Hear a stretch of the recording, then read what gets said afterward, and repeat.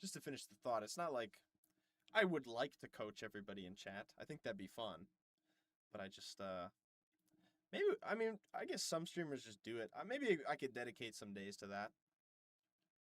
But yeah, if you wanted like focused, consistent coaching from chat, I'd probably need to charge you guys just so Okay, that I you guys just don't okay. My consume stream's just valuable started. Okay, fuck it. time. We're here, boys.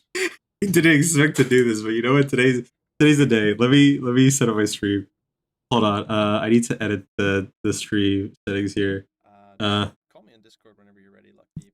yeah, I got you, man. I got you. Hold on. Don't worry. Don't worry, Scale. Okay, this is gonna be interesting. Uh, uh. I'm Joshi and Slay the Spire. I don't play that game. It looks really cool though. I don't know if I'd like it though. It feels like ever since playing Binding of Isaac, every other roguelike is just kind of like not hitting. It's like when you play a roguelike with literally infinite customization and potential, going to any other rogue. What's it called? Let me change here. Twitch.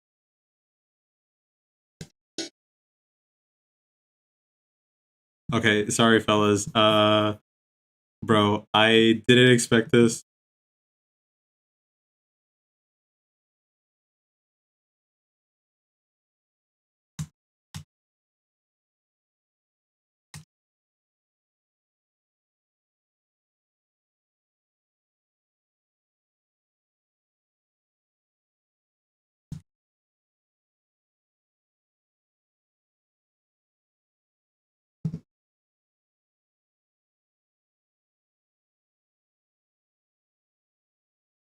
Okay,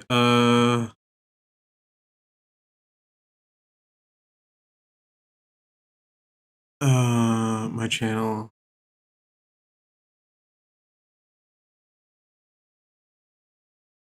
You'll see. Control V. Bang. And now. All right, I guess we're here. All right, I did not expect this. Let me see here. I was having a rough day. I'll tell you this much. Let me take a look at this. Oh my god. Studio. Sorry guys, I'm all the way out in no man's land right now. I did not expect this, but you know what? Here I am. We're doing this. We're doing this now. All right. Welcome chat. Welcome. I don't know if anyone's here or if anyone expected this. I didn't expect this either because I was all over the place, but we'll see.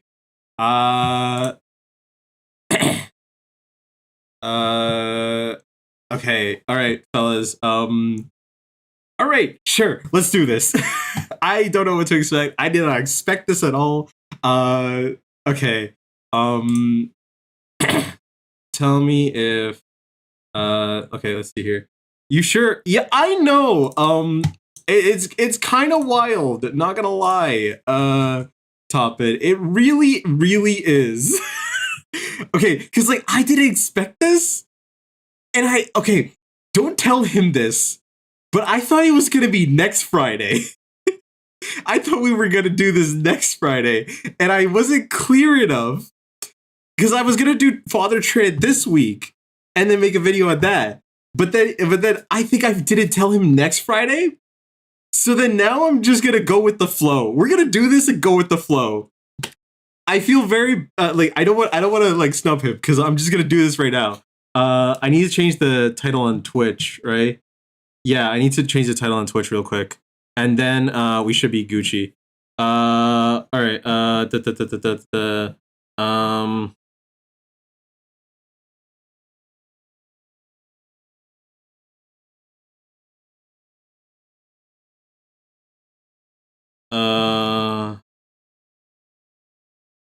uh,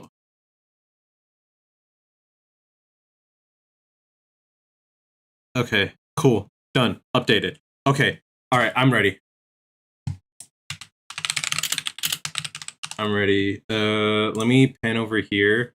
I need to double check my Discord. Why does it not? Why does it show that? Okay, close that off. Properties. Here we go. Perfect. Okay, I'm gonna call. We're gonna do this transition. Tell me if if you guys can see this. I just need to make sure. It should be on his Discord. I'm calling it a bit. It should be on his Discord right now. I'm not sure, but let me know. You're like their prodigy. I'm not their prodigy. That's the thing. I'm just a guy. Stop it. I'm just a guy. Black screen at the moment. Okay, I don't know what's going on with my Discord with my OBS, but I'll figure it out. Oh, that's because it's black screen. Okay, he's calling me. All right. Hey man, what's up? Oh my god, yo, I did not. Yo. Okay, can I be honest with you? Sure. All right. Why is it black screen? Sorry about this. I was not prepared for this. By the way. Yeah, I know. I'm live too. Don't worry. All right. I didn't expect this because I thought it was gonna be for next Friday. But you know what? We'll roll with it. This is gonna be fun. Wait. Was it next Friday? No. It's on me because I checked the DMs and I was like, okay. I kind of said this. I kind of said for today. So I'm like, fuck it. We'll roll with it. It. I don't mind. What's up? It was on the. I'm looking at the. I think it was yeah. I said next Friday. It was on like Sunday. You said next Friday, I guess. So it's like almost a full week away. So I guess in my mind, I was like, I guess I didn't think it was that far out. No. Don't worry. Don't worry. We'll roll with it. Skel. We'll roll with it. Can I call you Skel? Call me whatever you'd like. All right, cool. Let me transition real quick so I could. Okay, perfect. Now, my one viewer can watch this. Great. All right. So Skel, I wanted to do the way I wanted to approach this was more like I want to get to know you. Not only just have you coach me, but I want to get to know you as a person because I think there's a lot of people, a lot of creators in Deadlock, and I've already met a few people who have been amazing people to talk to. Yesterday, I talked to Father Tran. Previously, I talked to a bunch of other creators like Chankla, Ansonex, and Strawman. We did Deadlock Jeopardy the other day, which was awesome. Nice. And I've also even talked to Cyrus in the past because Cyrus happens to be in my Discord and he told me great things about you. So when I saw you comment on my video, I was like, holy shit, this is really cool. So I want to get to know you, Skel. I want to get to know what you're about, who you are, why you love Deadlock, why you're playing Deadlock, and why you're making content for the game. Because yeah, that's just me. I just want to know that. Okay. Yeah. Well, yeah, it's nice to meet you. I just saw your. I'm not gonna LARP. I'm not like a super fan. I just saw your one vid that you put out more recently, and you're emotional about the game. Yeah. And so I don't mind helping out. I was like, surely I can help this guy a little bit. Yeah. If he really wants to get good. Me, I've played lots of video games for a long time. Mm-hmm. That's what I spend most of my free time doing. But sort of in my 20s, I didn't like love it anymore. You know, it was just hard to like find a game that I really, really loved. Uh-huh. I was sort of falling out of love with it as like more real life stuff, adult stuff was getting in the way. Mm-hmm. But then Deadlock showed up. My buddy invited me. Uh-huh. And I'd always like thought about making videos, and I had made a couple of videos for Overwatch, and I just fooled around on YouTube because I like entertaining. I think that's always been my favorite thing, even at any job I've ever had. I think the only part of any work I've ever done that I enjoyed was entertaining the people around me. So I was like, this is probably something I should try more seriously. Mm-hmm. And then Deadlock came out and I tried it and I'm like, this is like exactly the game I've always wanted. It's so amazing. And I just felt like I had to start making content for it. Elaborate. Tell me more about like what about this game had everything you wanted, you know? Well, I played a lot of Apex in the past and I really loved the depth of the movement. Mm-hmm. How you could like I don't think there was many other games where you could like really outplay people with your movement so consistently.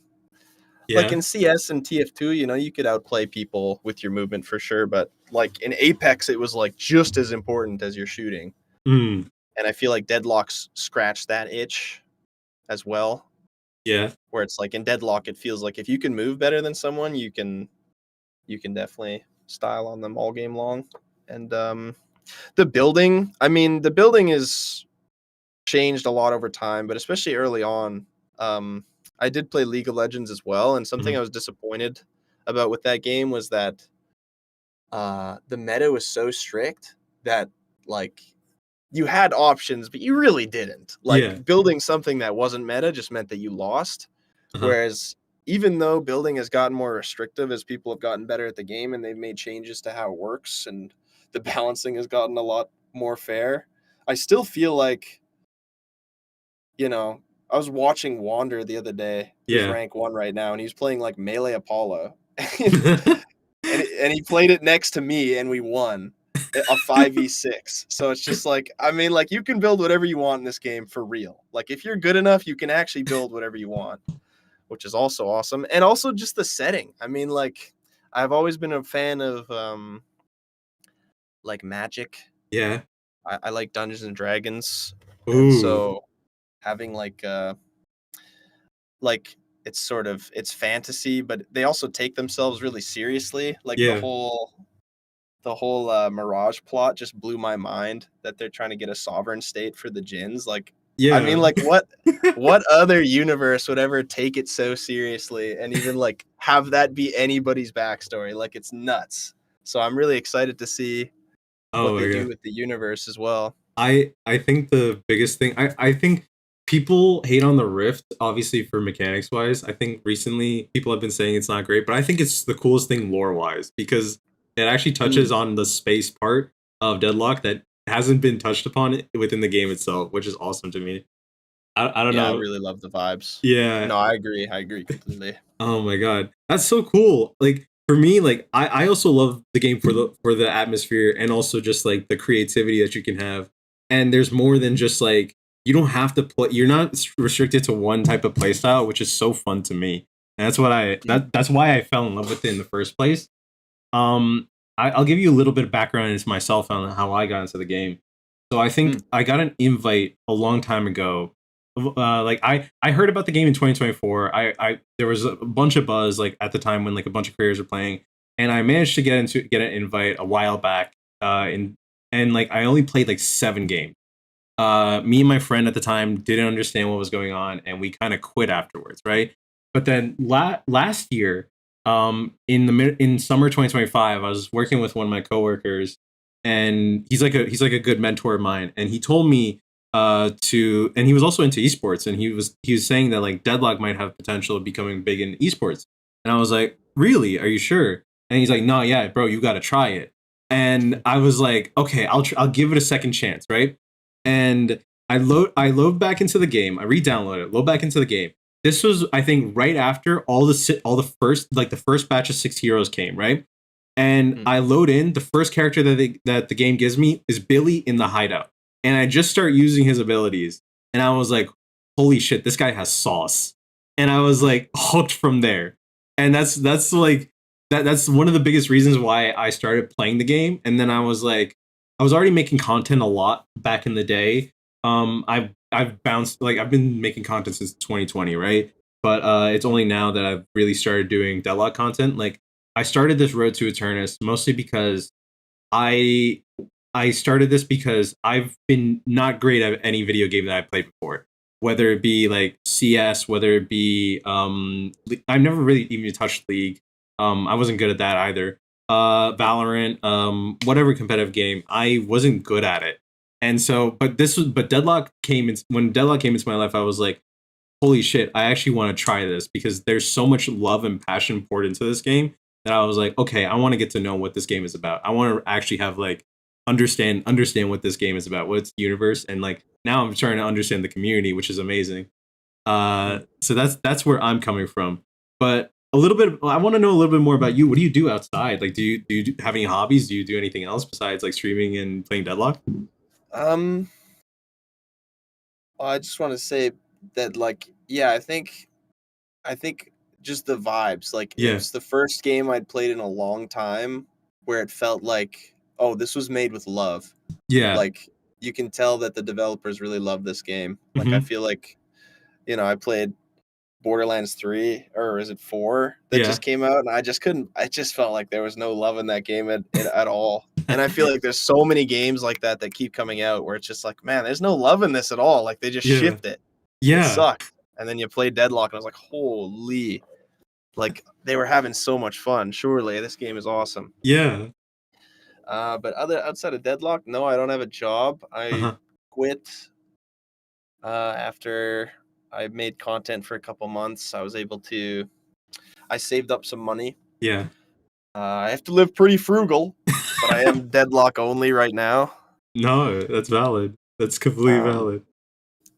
I think my next biggest hobby is probably Dungeons and Dragons. Ooh, I don't play actual Dungeons and Dragons. I'm a super nerd. I write all my own rules really? and my Are own you're a universe and homebrew stuff. guy? Oh yeah. Oh, that's sick. So that's What maybe my next biggest hobby.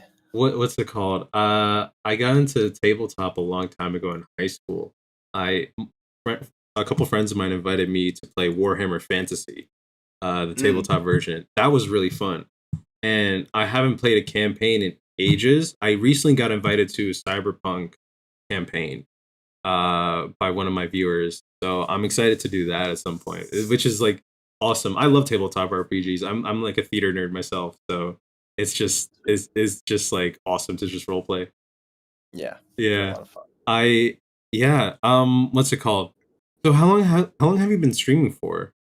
Lately? Uh, I'd never streamed. I Mhm. did Overwatch stuff for almost a year, but only got up to about 500 subscribers, and I never streamed any Overwatch. But Mhm. I think I started streaming Deadlock.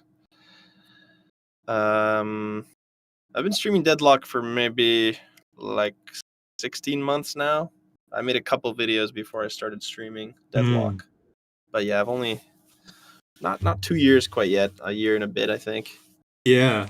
I want to ask you a quick question about the face cam because I see a couple of your videos and I see the face cam and I want to know what inspired it because I have my own theory of what inspired it, but I want you to tell me what inspired the face cam angle. I just thought it would be funny. I Okay. just I I think it was kind of, I don't know if I did it on purpose Hmm. putting it this close, but I just had like my webcam and no arm. Hmm. Uh so then I took like a pickleball paddle and duct tape, and I like duct taped it to my desk. And I think Yo. it ended up really close to my face, and I was like, that's kind of funny. I think I'm just gonna keep it like that. But people have compared it to like Jinxie. I think is Really? probably Okay. probably what You wanna know where closest. because I thought you were I don't know how much you're deep into streaming. I assume you probably know who this guy is because of Overwatch. Hmm. Do you know who Pokeballs is? I've heard the name, but I don't Yeah. I don't recognize the face in my He mind. yeah, he's a variety gamer, but I don't know if he still streams nowadays. He's like a very on and off streamer now, but like he used to be a really funny guy back in the day. And Hmm. one of his stream gimmicks that he tried for a bit was exactly that same face cam angle, and I thought you were inspired by him, and I thought that was funny Hmm. back then. So I was like, it was really cool seeing that face cam angle once again in my peripheral. I think Cyrus has said that maybe some people wouldn't do it because they would be self-conscious. But I Mm, think that's maybe another thing about me, is that I don't mind. I'd make people laugh at any cost, I guess. I don't know if you've seen how many of my videos you've seen, but sometimes I make fun of myself on purpose. no, I just don't mind. that's valid. Would you say you're like a confident person in general, or Not overly. yeah? I guess like negative opinions of me don't really affect me. Hmm. So like some people have displayed some genuine disgust, but I'm like, I don't know. If it makes some people laugh, that's better. I think it's a. I mean, I like to throw this word around. I think it's eccentric. I think it's cool. I think it's sick, honestly, that you have a little gimmick right there. It's awesome.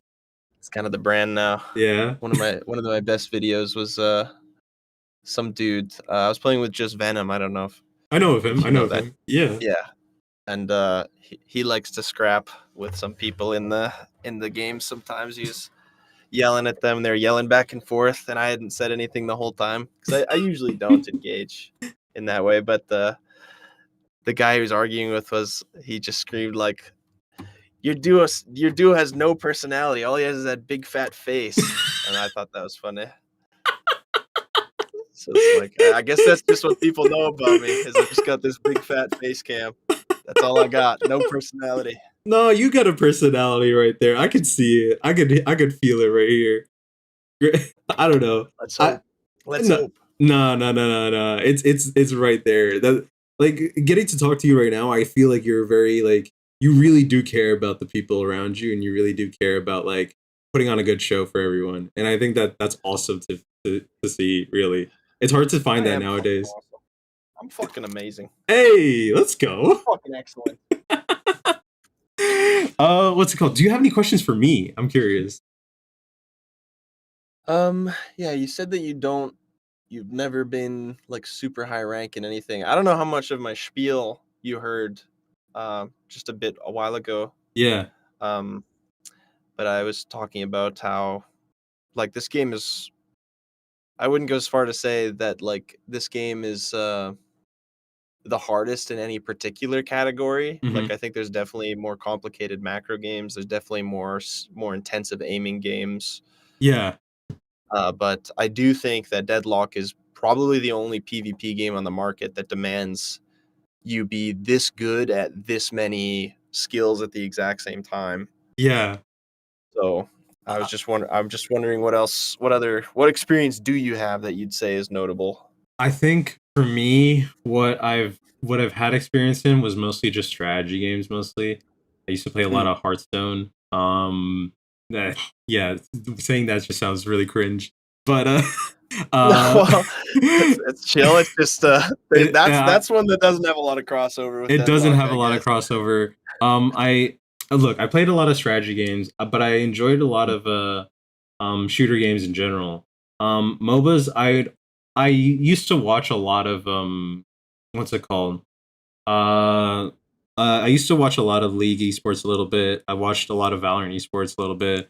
I think what made me fall in love with the game was not only just the characters, but also just the macro sense of Mm, like manipulating the map, being able to like manage objectives, get around the map, also like use your character to do just cool things in general. mm, I think that's what's also like again like we talked about earlier was the way you could build into whatever playstyle you want on any character was really appealing to me. And I thought that like going into it was like, okay, I want to be able to like I want to be able to like go through the whole strategy side of things. And I think that was like my biggest strong suit. And I had a couple people in the past teach me a little bit about macro, and it got me to Oracle 1 for a bit. But then I realized like after especially after the urn change, the first urn change, that shit threw me off, and it threw me off my game to the point where like I started deranking a lot, and I didn't know. I think it's because I was too cocky. I'll be honest. I think I was too cocky within myself, and on top of that, I was editing videos at the same time. So mm. I it was hard to balance between editing, because I spend a lot of time scripting my videos, and also compiling stuff together because I like telling. My favorite thing about content creation is mostly storytelling. So it's like my bread and butter. Um, and Yeah, they're good. I yeah, mean, I wanted to coach you after watching one video, so yeah. I mean, they're it potent at least. it is what it is. And I'm just like, yeah. So I took a long break until the first earn change, and then I was like so rusty after that. And I think that's Mm, where my whole deranking stint started on top of the tournament. from that episode. And yeah, that's like where I'm at. Yesterday, I talked to Father Tran, and I learned a little bit that I have like a fear problem, like a bit of a confidence issue. And Hmm. I'm just like I'm starting to like realize now, like, okay, I need to be a bit more confident in myself. But I'm curious to see what else you have to offer when it comes to just like telling me, because like I want to get to know your perspective on not just like not just like coaching me, but also just your perspective in the game in general, because I think it'd be cool to see like what your mind is like when playing the game, you know? Hmm. Yeah. Yeah. I guess my biases would be I've played mostly Calico Okay. for this whole last year. I'm pretty much a one trick. So I think most of my ideas would revolve around like roaming and being aggressive. And No, since I have to do boxes, maybe I'd be weak at the camp stuff. But no, it's fine. It's perfect. I want to hear it all. I want to hear it all. I like this is like I love getting to talk to people, and I love getting to like know people. So this is an awesome opportunity for me, and I'm excited. I don't know if you are, but I'm excited. yeah, I'm pumped. Hell yeah, let's do Um, it. Let me see if I can find a match ID if you want that, right? yeah, Yeah, I got you. I Give. think something that's important to remember at all times is Mhm, especially with just how these games work, like you have to be aggressive sometimes. You can't mhm. always play for your stat line. Like just never dying is not always good. Yeah. Um, Obviously, dying too much is also bad, but you need to be able to go and get kills occasionally. Like Mm. not never dying won't win you the game, but Wait, getting no kills will definitely lose you the game. Scale, I have a question. Someone in my chat asked me to ask you about Joe Chuck.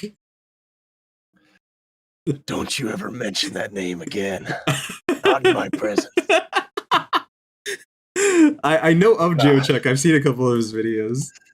he's chill. He's a He's great chill. guy. That's awesome, man. He just plays the most dastardly evil character in the game in the most evil way he can.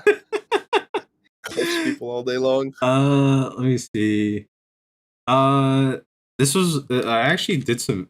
Funnily enough, I did some viewer game. Actually, no. Wait, you know what? Let me do my matches that I did later in the day. How about that?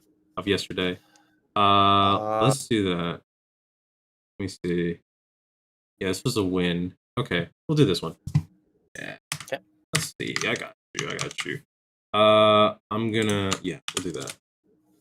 And then. Uh. Oh, someone in my chat said, "So nice to see Skeleton here. I love watching him as well." That's awesome. Hell yeah. Yo, yo, yo. Yeah, I'm kind of the best. That, Kind of a little bit the best. yeah. Okay, let's check it. Let's check it. Yeah. Um,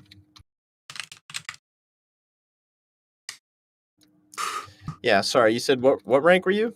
Right now I'm ritualist. It's been bad. It's been bad. I I mean, felt pretty there's far. that's good. That means there'll be lots to improve on. Lots to improve on. Oh my god. Wait. Would you say you're like decent at movement? I'm just curious. I think most people would say I am. I Really? think I'm fine, but I did used to drill it a lot more often. So I think I'd say I'm probably better than most people in my elo at movement, but Mm, I'm not like a super god or anything. I don't practice much anymore, so I might be missing out on some tech. yeah. So it's no worries. I'm just like, because I've been trying to practice movement myself lately. I haven't had the chance to. I've done like one video on it where I tried. Have you heard of this map called Jump School? Yeah, I think that's the one with that Leaf helped promote with all the. Leaf It's and like a big Curve group. promoted it, and then there's the map creator's name is Lomi, I think. I tried out the Mm. map. It was actually pretty good. Yeah, I Uh, mean, drilling stuff like that is really helpful if you're willing to download the mods and stuff. Then yeah, that'd be really good to practice all the time for sure. yeah. What made you want to get play Calico? I'm curious. Well, initially I was known for Punch Lash. I'd play Mhm. Melee Lash all the time, Oh yeah. but they kind of just kept nerfing the things I used, and they kept Lash. I don't know. The playstyle just kept getting weaker, so I was Yeah. having more and more trouble playing it. But then Calico came out, and it felt like she was kind of a melee character, but still really mobile, like Mm. Lash was. But Yeah. you could build her normal, like her normal build Yeah. was that kind of like brawly melee movement character. So I was like, okay, this is like what I want to do. That's pretty sick. You know, So I actually that was my progression, I guess. I think I tried to get one of my friends into Deadlock, right? And he played a lot of Doomfist in Overwatch, and I thought Lash was Mm. Doomfist at the time because it kind of feels like that, right? But it's not. Kinda. Kind of. But like I don't know what's the best comparison in Overwatch. It's hard getting new people into this game, or like friends of mine to get into this game, because like because of the steep learning curve. It's like you want to be able to people want to feel like they're actually doing something sometimes, or and like I've tried to like teach them, but it's tough. Yeah. Yeah, this is a rough game to learn. I wanna find a good way of doing it. I think like I think I want to try it again with my friends. Street Brawl helps. Street It's Brawl. good. It's good to run some reps and get them used to their piloting their hero first, so they don't have to worry about that so much. I've done a couple Street Brawls. I feel like they're good to an extent. I feel like it stops at like a couple games, and Yeah. then you feel like you kind of have the wrong impression of what the game is about. Maybe I'm wrong, but we'll see. I mean, if they're willing to be a little bit bored, then like I think new players won't be able to, but a competent Deadlock player should be able to win a bot game on their own. Oh yeah, no. What's it called? I've kind of sherped some of my friends into Deadlock through bot game. Yeah. Tried to teach them through that. Oh man. Because I know I got a buddy to try it as well, and he was losing to the bots, and I was like, "There's not even any point in queuing up until you can at least beat the bots." That is actually that is actually a good practice now that I think about it, because like, okay, the bots don't know shit. You kind of have to realize like, oh, I gotta be active on the map and do something just to carry my team. Well, I don't even know if the bots farm. I think they just sit in lane and take waves. They sit in lane, take waves, and then after both guardians are down, they death ball in the middle. Yeah, and that's pretty much it. So like you should learn to get advantage by taking farm and ganking. Yeah. Oh man. So if they can't at least do that, then they're gonna have. I mean, you could still have fun in a regular game, but it might be rough. Yeah, it definitely is. It's almost done downloading. So this isn't a bad game to look at. I think games where you completely stomp aren't as valuable, because usually it's like games where you super lose and super win are kind of hard, because it's like usually in those instances you're either so far ahead that your decision making can be sort of lax, or you're so far behind that there's like no good options anymore. So these sort of games where you have like a middle performance, win or lose, are usually better, because there's usually lots of things where it's like, oh, if you just did one extra thing, you might have been more powerful. Okay. Do you want to? Yes. Here, I'll stream my screen to you on Discord. Yes. Oh, my game crashed. Wait, has your game been crashing a lot recently? Because it's been crashing for me a lot recently. Not overly, I'd say. Yeah. Not extra. I don't know if it's extra. I don't know if it's my computer. It might just be my computer. I might need an upgrade at some point. But doing that. Oh yeah. Wait, is it cool if I ask you, how old are you? 26. Wait, we're the same age. Hell yeah. Hell yeah. Wait, when's your birthday? August 24th. Oh, it's coming up. That's sick. Yeah. Hell yeah. I'm what's it called? I'm my birthday's February. So I just turned 26 Hmm. a couple months back. You're technically a year older than Yeah, respect your elders. me. Oh man. What was the first game you ever played? Uh, real first game I ever played Yeah. was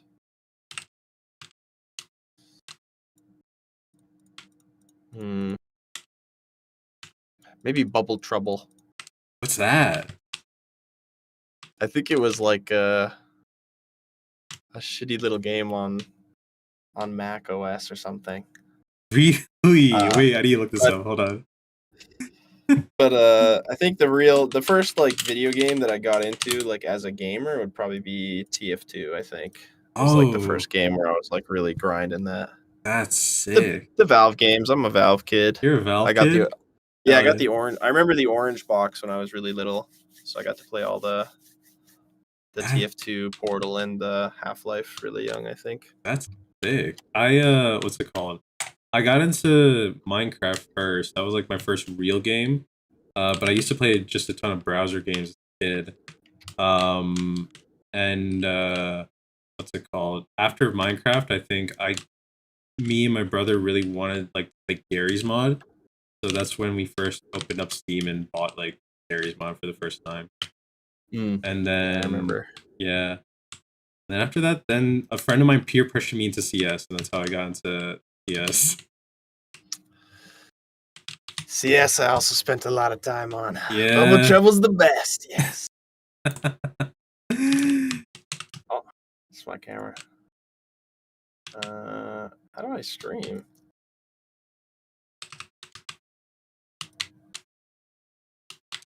Share my screen. All right, let's go. Oh, okay. Wait, I could just see your Steam overlay. There we go. Yeah. Okay. No, this is loud. Okay, I'll turn you up in Discord. Actually, Yeah. makes more sense. How do you do that? You could right click on me, right, and then turn me up. Oh yeah, there we go. Yeah. Oh my god. Did you eat yet? I'm eating now. What are you eating, bro? I've got a giant bowl of chicken noodle soup that I made. Hell yeah. I'm getting into making noodles. Noodles? Yeah, You got good nudes? they're good. They're freaking good. They're so easy to make too. I was so intimidated for so long. All right, let's back it up. Yeah. Oh my god. Oh gosh.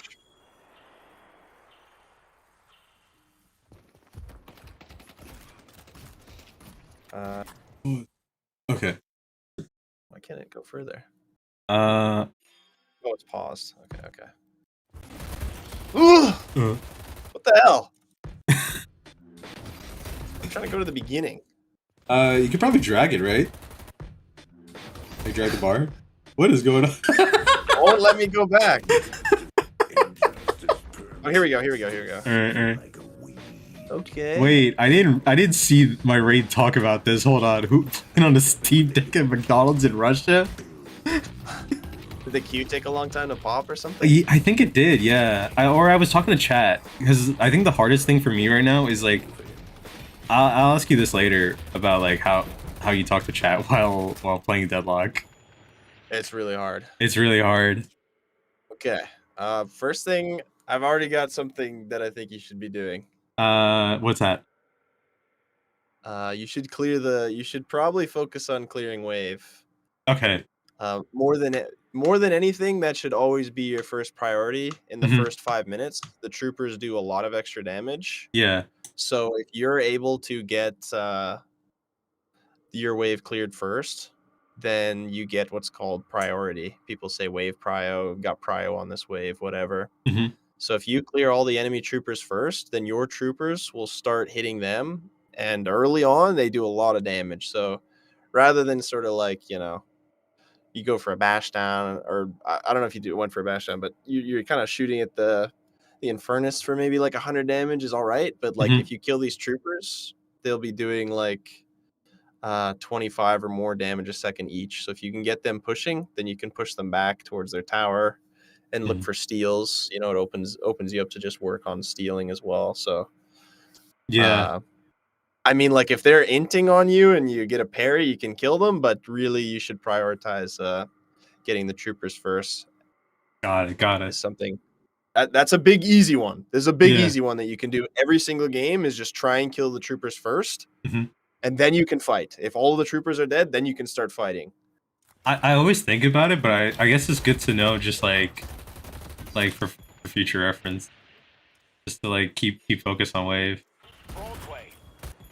Damn, Yeah, it's never a bad move. Like Yeah. there's maybe some opportunities where it'd be really good to fight early, but it's never a bad move to just be clearing the wave. Got it. And see, because since you were fighting instead of clearing wave, they've got all 4 troopers walking up to your stairs now. Oh, that's so true. You're right.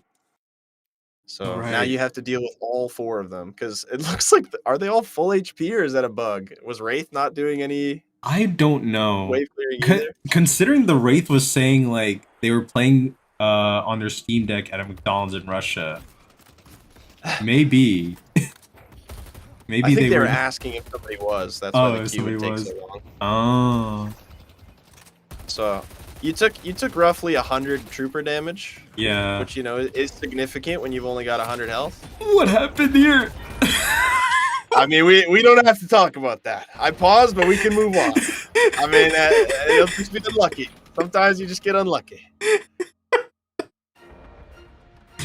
But see what I mean? Because you were under pressure, because they had all the troopers pushed up, you were forced to make a play like that. So instead of having that happen to you, if you push your wave faster, then they're forced to react in more extreme ways like that. So that's a huge one. That'll take you up a whole division, I'm sure. Yeah, I got getting wave priority is really, really important. Time to do some shopping. I'm gonna focus that next though. Okay. You wanna buy a mug to go with your gun? Monster rounds helps with that for sure. Yeah. Okay. I think I got scared here. Oh my god, wait. Yeah, I got scared here for a bit.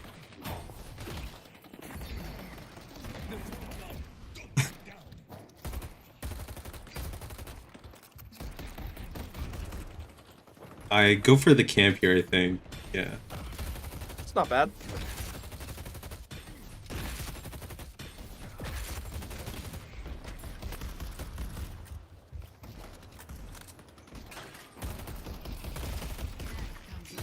I think my biggest issue right now is also like, because there are times where people just deny all my stuff, and I need to focus on that too. And securing the orb. I mean, you don't need me to tell you that getting denied is bad. Yeah. You might just need to be positioning more proactively for your wave.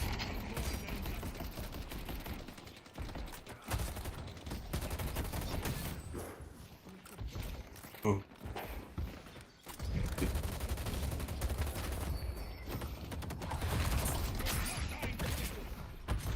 How I didn't get parried was crazy there. Holy.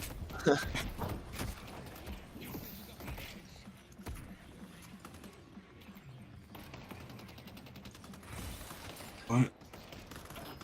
I think it's in these moments, it's in moments like these that I don't know what I'm doing here. Like either I just like, do I go for boxes? Do I just go on wave? Wave is usually most important. Okay. You do boxes in between waves. So that's the other thing is, if you push your wave really fast, but they play really defensive and you're not really able to get any damage. Yeah. You know, these guys, for example, they could go get boxes right now for free because you guys are stuck dealing with the waves. They could even go over to the left and start taking your boxes because they have wave prio. They get to do whatever they want, and you are stuck clearing wave. Got it. You could have maybe. I mean, grit's not bad here. You could get healing right if you want it to be like really, really safe. But I don't know. I don't see very many people buy it these days. Grit's probably a fine option. Oh, do I die here? Yeah, I die here. Okay.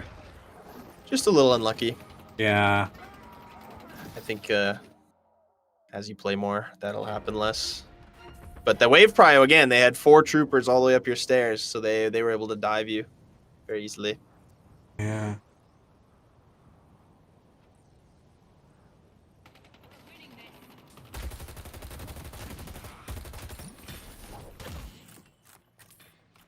So I think that's the main thing causing you trouble right now. It's just Yeah. the wave priority. Going to shop. The ley lines course through you. Like, obviously, there's some like micro stuff you could be doing better, but I mean, that's way harder to correct than just killing the troopers. Yeah. So that, I guess that's my approach to coaching. Is it's like I could tell you, oh, you shouldn't get parried there, or you should parry that, or you should hit all your shots. I mean, yeah, sure, you could play perfectly, Yeah. but the easy thing to do that I know you could do, that I know my grandma could do, is just push waves. So I think that's what you should focus on. I think I got aggressive here. Okay, that's actually a good reminder for me, because I think I focused too much on like, on those little micro moments when Yeah. I should just focus on the easy stuff that I can fix right now. I mean, like, one of my favorite players ever is Wander, and Yeah. I mean, he's a dad and he's got a job and he plays only little bits here and there, and I wouldn't say he's the most mechanically gifted player in the world, but he just plays good macro. You know, he does like macro things that are important and just makes good decisions always. So you don't necessarily need to be cracked like Ido to rank up. I feel like a lot of people. So, yeah. I feel like I need to be reminded of that sometimes. You know. Yeah, no, I mean, everybody's got their own strengths. Huh. Man, it really looked like it went way further than 10 seconds.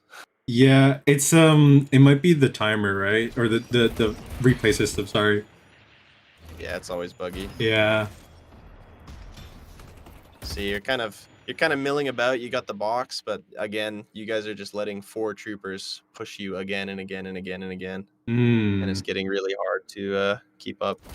What would you do in that situation then? Would I just have to like dive onto them, push them back a bit and then take the camp? Or not the camp, the wave? It can be hard sometimes. Like, Shiv and Mo do want to be in melee range with you, bullying you a bit. Yeah. It should really be Wraith that's getting most of these troopers from range. Obviously, you don't want to get them too far away and drop the souls out in no man's land and then be forced to run and get them. But yeah, it's also not bad to use abilities on the troopers. Like as Calico, sometimes if I would be fighting these two, for example, and they have a lead on me, instead of throwing my gloom bombs at them, because I'm, gonna do meddling damage that won't make a difference, I'm gonna throw them at the wave instead to clear them. So it's fine to dump all your abilities on the wave sometimes. But yeah, if you don't have good range, I mean, you could be peppering them from afar, but yeah, you can save your abilities and clear them quickly once they get up the stairs. Yeah. And I mean, there's you're never gonna know for sure what the perfect answer is. Yeah. But yeah, if they're not backing off and they're just attacking you, you don't want to be losing that health so that they can dive you. It's better to play safe and let the tower take a little bit of damage in most situations, since you're already down. Yeah. But just shooting them earlier would help. Like, you only started really shooting the troopers after all of yours were already dead. Right. Like, if all of your troopers are up, you went and got the box on the left, and then you looked, and then all the troopers were already running at you. Oh, so, wait, yeah. Okay, so you're saying it's like I gotta really protect my wave, right? And try to defend my guys and kill the other little guys first, so that my guys can do more damage to the enemy. Yeah. Okay, and that's what you mean by prio. Okay, that makes more sense. Yeah. Oh. Okay.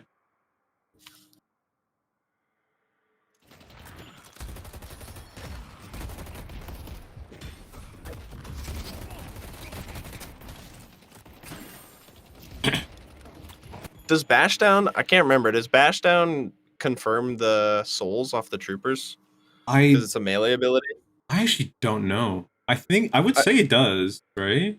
Okay. So something you can do as a strategy is if you weaken 2 of them from afar, Yeah. when they walk up, you can one-shot like a pair of them with your bash down, confirming the souls for free.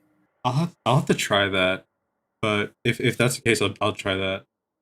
If you're Yeah. getting pushed hard like this, Yeah. you could weaken 2 of them and then bash down when they get close to confirm them both at the same time. I think here. Oh, I probably could. No, it's whatever. No, I'm not gonna say that. I'm not gonna say that. That was still a good play. Yeah, I mean, like you could have potentially not could've- missed that bash down and chased with the 2, and yeah. you probably would have killed him, but that doesn't matter. I mean, Yeah. you're gonna perform better or worse in a lot of games. Something I know you could improve on and do well every time is the troopers. Yeah. Okay. Little things. Got it. Yeah.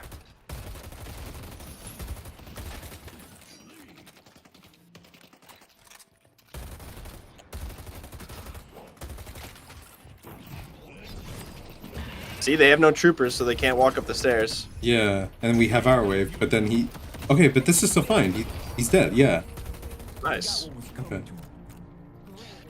The crazy part is, I think if they had any troopers that could be shooting you or blocking damage from the tower, you would have died. Yeah. Huh. But because you guys got that wave cleared in time, he died for that, and you lived. Yeah, see, like, this isn't bad. Yeah. You didn't clear all of them, but you cleared more of them than they did. Mhm. So your wave is going to automatically kill them, even if you start fighting.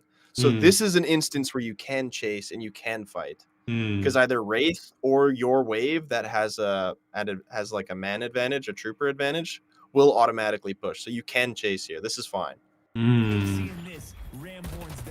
Okay. I think I back off. I remember going for buff here, yeah.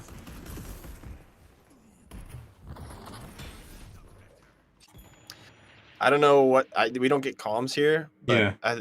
you should tell something to her if you're doing this. I Yeah. mean, she's a little bit too far up anyway, but like no matter what's happening, it's always just as a tip. Okay. Like I don't think you have to say anything in game to win games, but it will help to just like let her know, like back off because you're gonna be alone for 15 seconds here. I've been trying this thing lately just to mute everybody in the game. Because okay. I mean that's not bad. You could do that. It's a strat. It's a strat. It's valid. It's valid. But like I don't think I muted anyone in this game. Oh, I remember this game now. Oh my god, this holiday was whining. I remember this game now. Right. Dude named Odor. Yeah. This holiday was whining and I had to mute her, and then we managed to win off this game. Okay. Yeah, I remember this game now.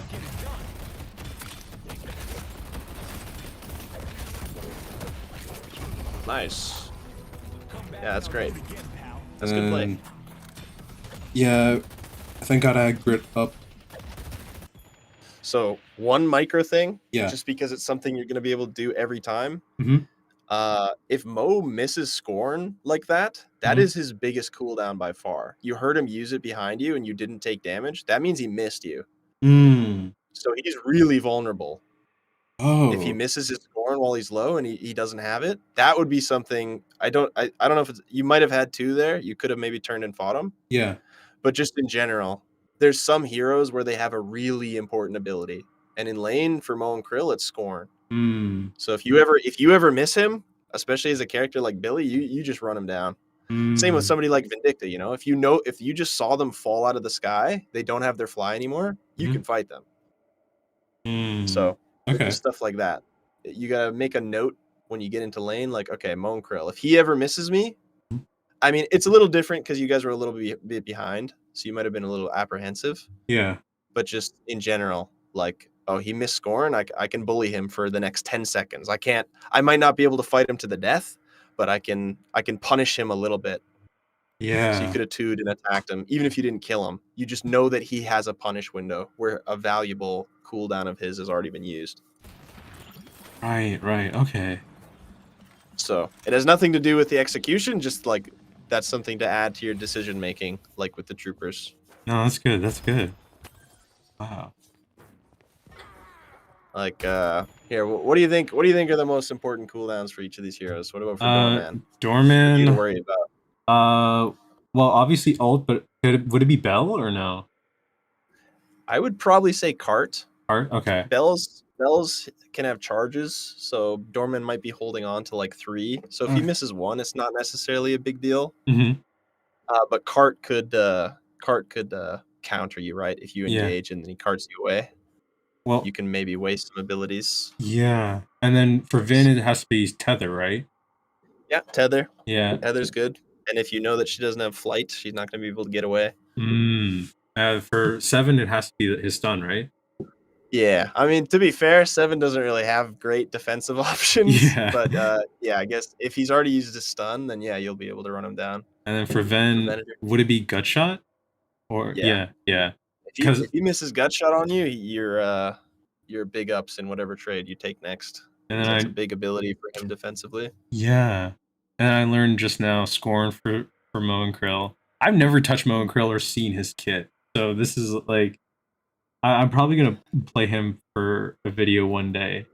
But I kid you not, I played the game a lot. I played 400 hours of it. I still don't know some of the people's kits in the game. I'm still learning. You know what I think would be a more valuable goal than Eternus right now? What's up? Would be winning 1 game on every hero. Okay. You know what? I honestly think that would make you a much better player, much faster. It would make the road to Eternus faster. Yeah. I honestly think like grinding Billy for 1,000 games to Eternus would take you way longer than winning 1 game on every hero first, just to be familiar with what each of them do. Okay. All right. Yeah. I'll do that. You don't have to. I'm just saying you could consider that. I mean, it would probably be a little more relaxing too, because you're just trying every hero. Oh yeah. And then you'll get familiar, and then you can start cranking out your mains after. Yeah. No, wait. That'd be fun. I'd be down. Yeah.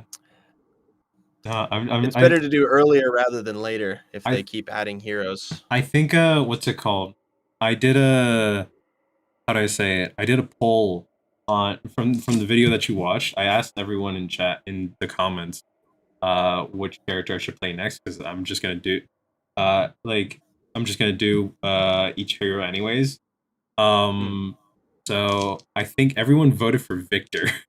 So I've been playing a little bit of Victor. I'm probably gonna make a video around Victor at some point. Yeah.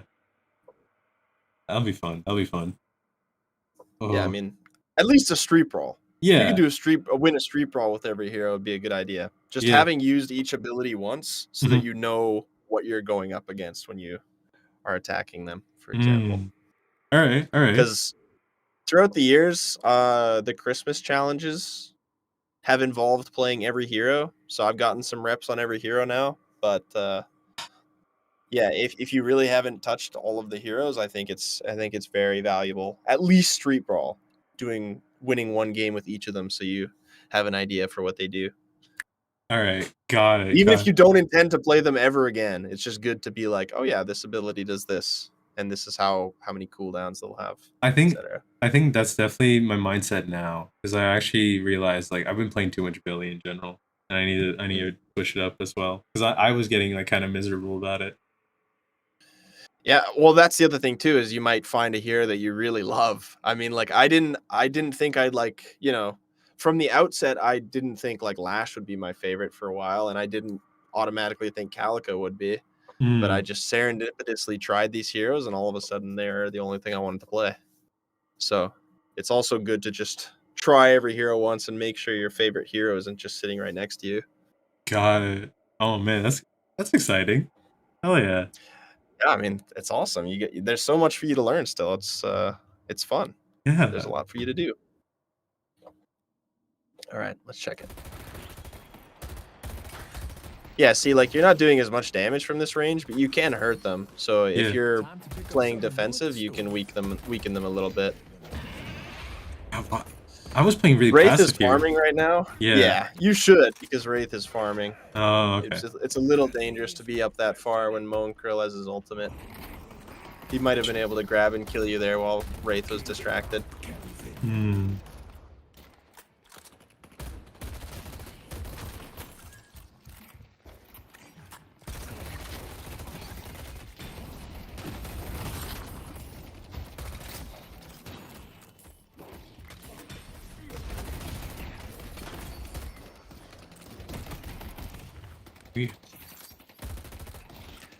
Vertical range is high. Oh yeah, they're talking about the dash jump changes. Ah, Yeah.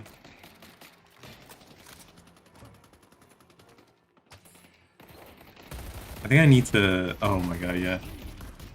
It's whatever.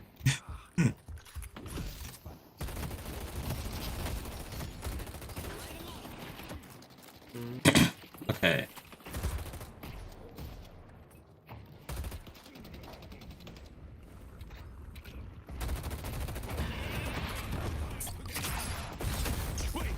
Whoa. yeah. See, Yeah. Wraith isn't even with you. Yeah. So that would be one thing. Is like, it's really hard to win fights outnumbered in this game, Mhm. as most heroes. There's some fighting separately like that is just really hard, especially when one of them has like an ultimate like Moen Krills that locks you down, or like Wraith. Mhm. Characters that are gonna CC you for a long time are extremely hard to fight on your own. Yeah. So I think I need to pay attention more to the map and Yeah. see where if I can take a fight or not.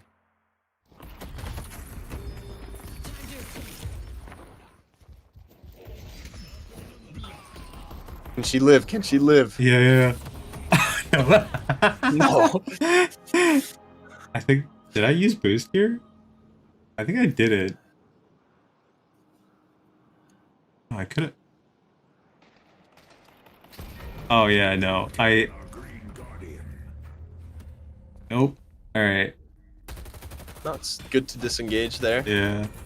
Even without Moen Krill's ult, they both have a lead on you and 2v1 stuff. Think.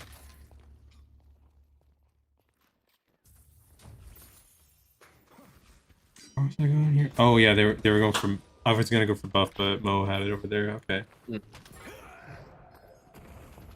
And then I just got stuck here. Probably. Oh, it doesn't even show that I used my RAM already. Yeah, it might be bugged. Yeah. Okay, I think what happened there, because it was like I went in there, thought I could turn around, thought that I was strong enough, forgot that they were ahead of me, and then I went in, then decided to run away, realizing I couldn't win the fight, but then my Wraith went in, and then I was like, okay, guess we're committing to this fight, and I guess I messed up there. Should have just focused on escaping the entire time rather than just hitting the shiv.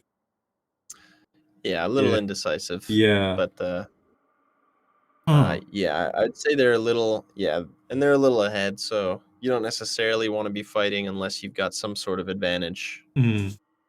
So not a big deal. Yeah. Just a little too in not a great spot.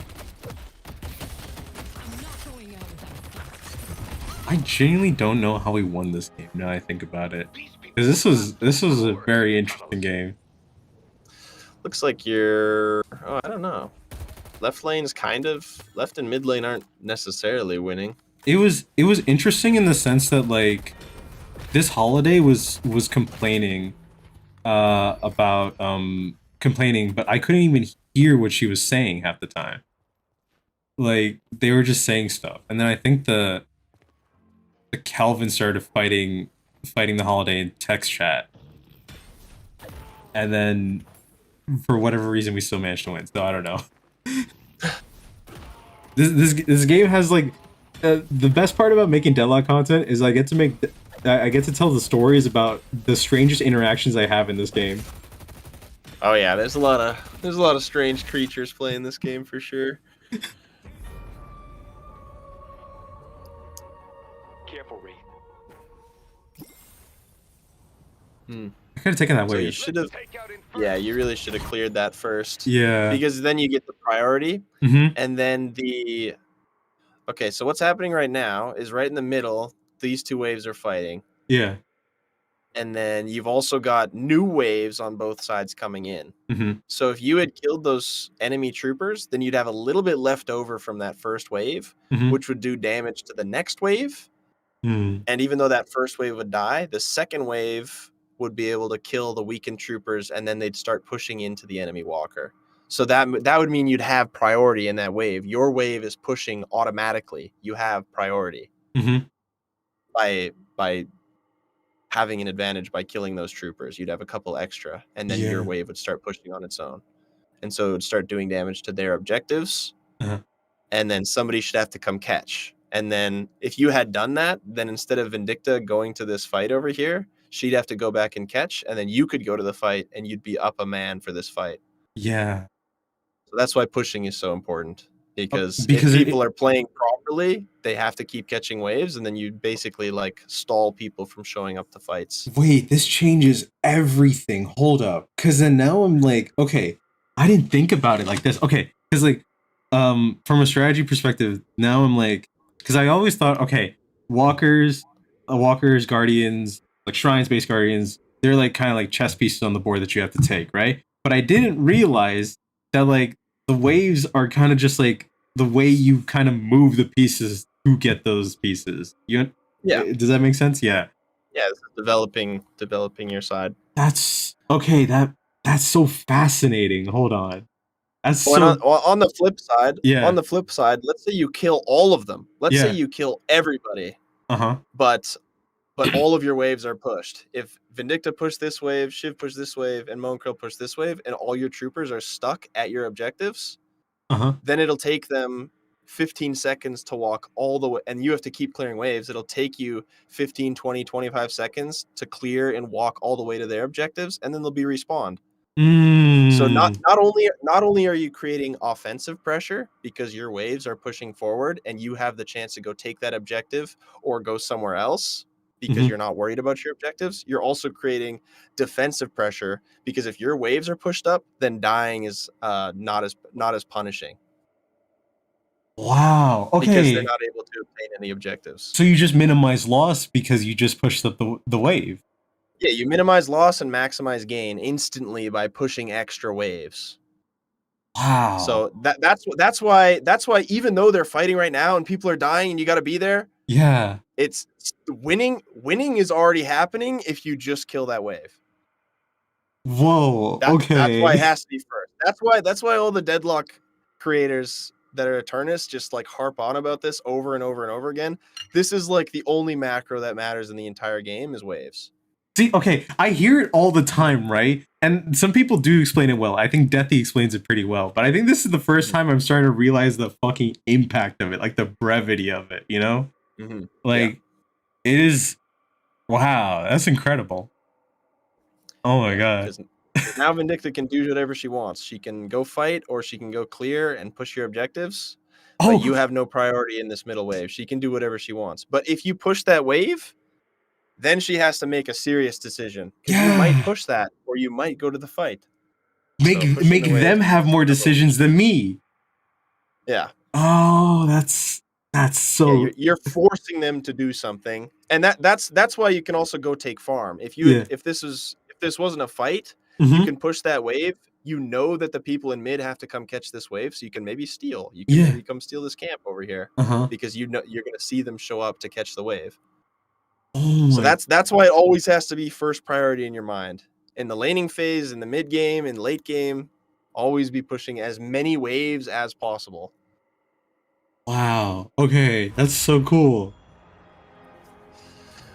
It's like it's not hard, right? You just kill the troopers. I mean, it's not like you have to practice.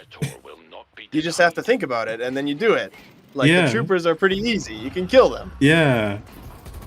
Oh my god. So that's one big thing. Another big thing that'll take you far if you just remember to do it often. Oh my god. Yeah. Okay. Do I make this? Fuck. Okay, I do. Did you? I don't think I did actually. Not. No. No, I think he took the full. He took the full. Yeah, I didn't make it that one. Oh man. That's something you can drill. I'll show you the best way to get out of there. Oh yeah, sure. Or the way that I like. That's really easy. Yeah, I keep taking full damage on Dormantle, and I don't know how to get out. there's some tricks in there. Oh yeah, the Vin DC'd. Oh my god, wait, the Vin DC'd the entire time. I remember this game now vividly. She was gone the entire game. Oh my god. And then we were still losing still. Because like for a split second, like we were still losing even though it was 5v6. Oh my god. I'm so glad we actually still won this. Oh my god.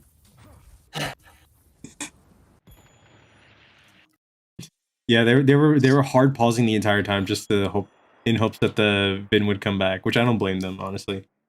Yeah, that's fair.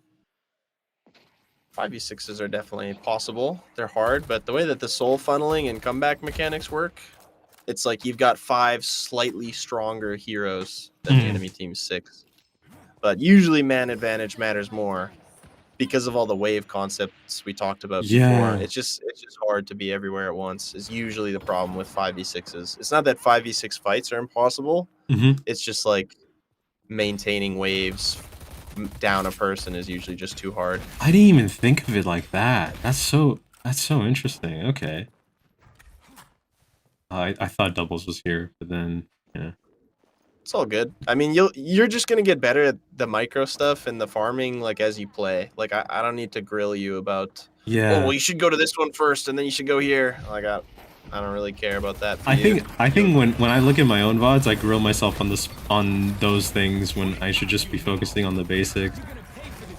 Yeah, I mean the wave stuff. Wave stuff is big. My orders. Thank Huh? you. Yeah, you're kind of bailing that Infernus out. Yeah, I like to. I have this habit. I don't know if it's a good thing or a bad thing, but I like to try to just save my teammates.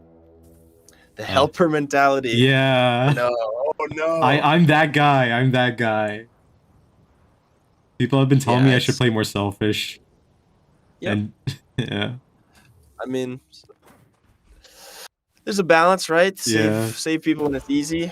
I mean, you might have been able to see those people come into the zip line. This is gonna be embarrassing. Yeah.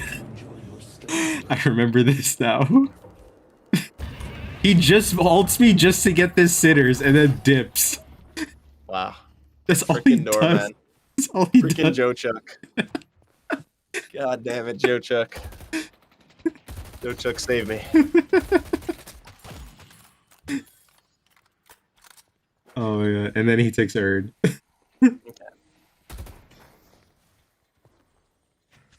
I think I don't have any stamina to chase him down there, yeah. So something to think about with something like when something like that happens right in front of you. Yeah. You can do something. You can do a quick count, a quick head count. There's 1, 2, 3 people over here. You see Doorman running away over here. Yeah. People may or may not see Vindicta. I don't know, but let's presume they do. 1, 2, 3, 4, 5. Yeah. If you go to this walker right now, only one person can show up. Yeah.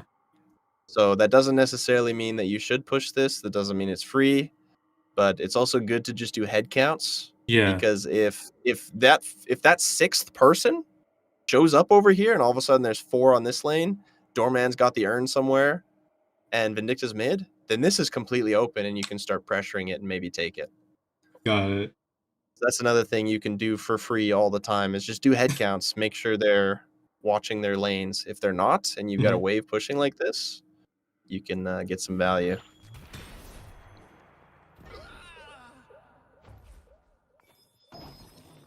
So Monkrill does go and catch the wave. Yeah. So they're not going to be in the fight. Okay. You could have 1v1'd him over here, or you could chase towards the bigger fight in the urn. I think I'd go for here. Oh, yeah. Oh, I guess Vindicta's AFK. Vindicta's AFK. So I just kill her here. This is like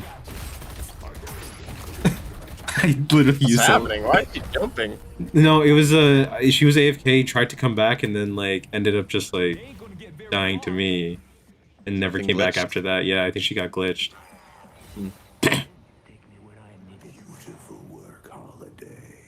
I see what you mean by like 5v6 is being tough because like the Mo and Krill had to back off from there. Well, yeah, that counting thing that I was talking Yeah. about, like technically mid was completely open Yeah. because there was 4 over here with the Mm. Doorman urn and the 3 fighting, Mhm. and then Mo and Krill was here. So technically, blue was completely open. Yeah. It's just really hard to hold down, to take powerful fights as well as hold down all the objectives.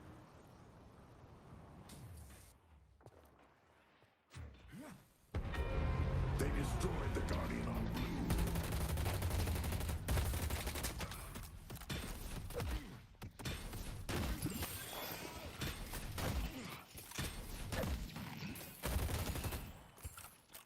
You should probably try and confirm those souls, even when you don't think there's anybody around. Yeah. It's one of those things where if you want to get good at it, you got to be doing it all the time, even when you don't have to. Mhm. Same with movement as well. If there's something you want to be good at, just do it all the time, even if you don't think you need to. Mm.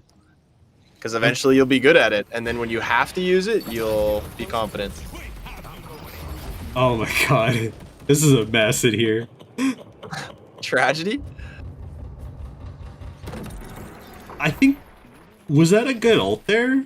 I don't know.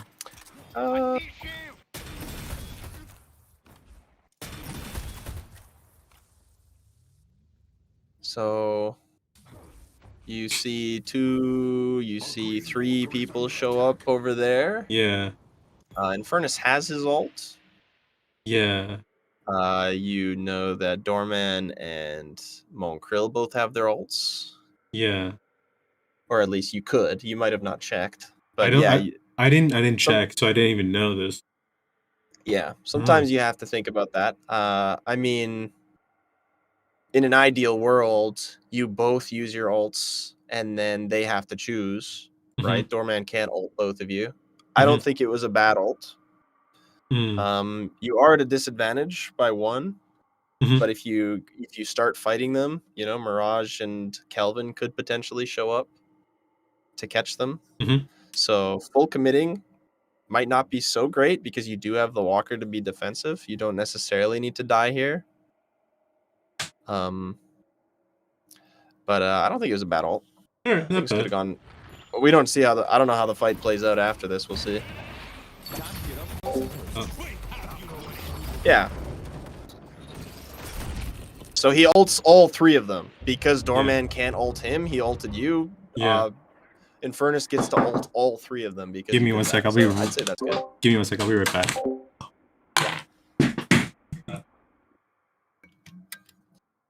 Biscuit followed me.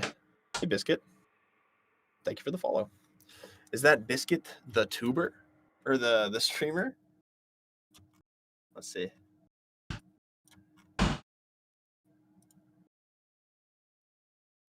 Oh, it is. I wonder if Biscuit's still around. I like Biscuit. They're always so chill. Good vibes.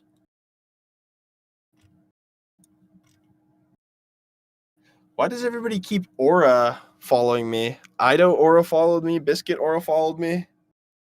Like, guys, I'm shaking over here. Why is everybody Aura following me? Then I have to sit here wondering, what did they see? What did they see? What do they want to know? What do they want from me? Did a patch remove the E6 no one trick thing? Yes.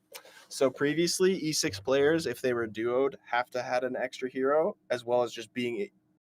So if you're E6, you had to have 2 minimum top prio, and then if you duoed, you had to have a 3rd. And now it's just 1 no matter what. So you can E6, you can one trick an E6 again.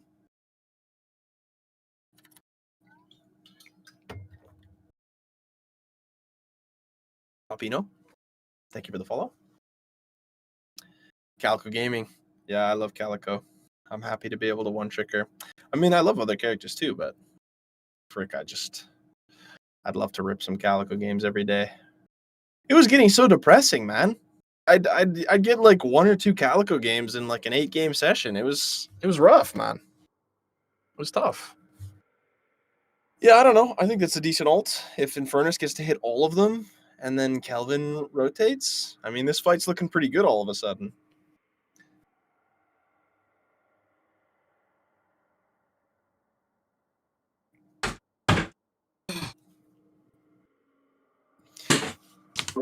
Apologies Fodder for that. views? I'm back. No, you're good. Yeah. I had to take care of Uh, something. No, you're all good. Like I said before, I don't get a job, so I'm not on a timeline or anything. I'm chilling. Thank you. But yeah, no, I'd say that's a decent ult because Yeah. Infernus gets to hit all of them. And I mean, you also got Mo and Krills, so you got 2 for 1. They could have CC'd both people, but Mhm. they just got you, so I'd say that's fine. Hmm. Kelvin showed up, so it is a 3v3 now.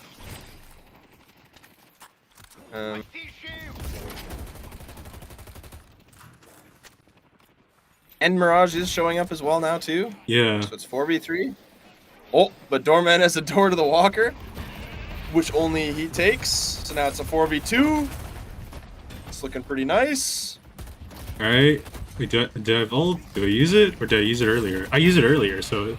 Yeah, I think he used this. Sometimes it's bugged. Yeah. And Mo should die here.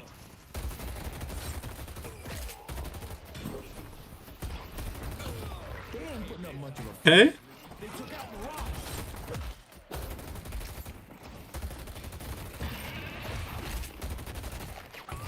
Nice. And then Rift.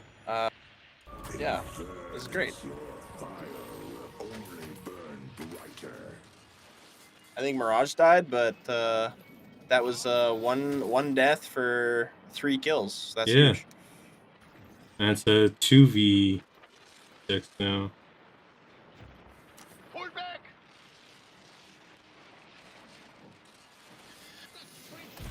Oh, this Invertus might be dead. Oh no, he's alive actually. Hold on. Be right back.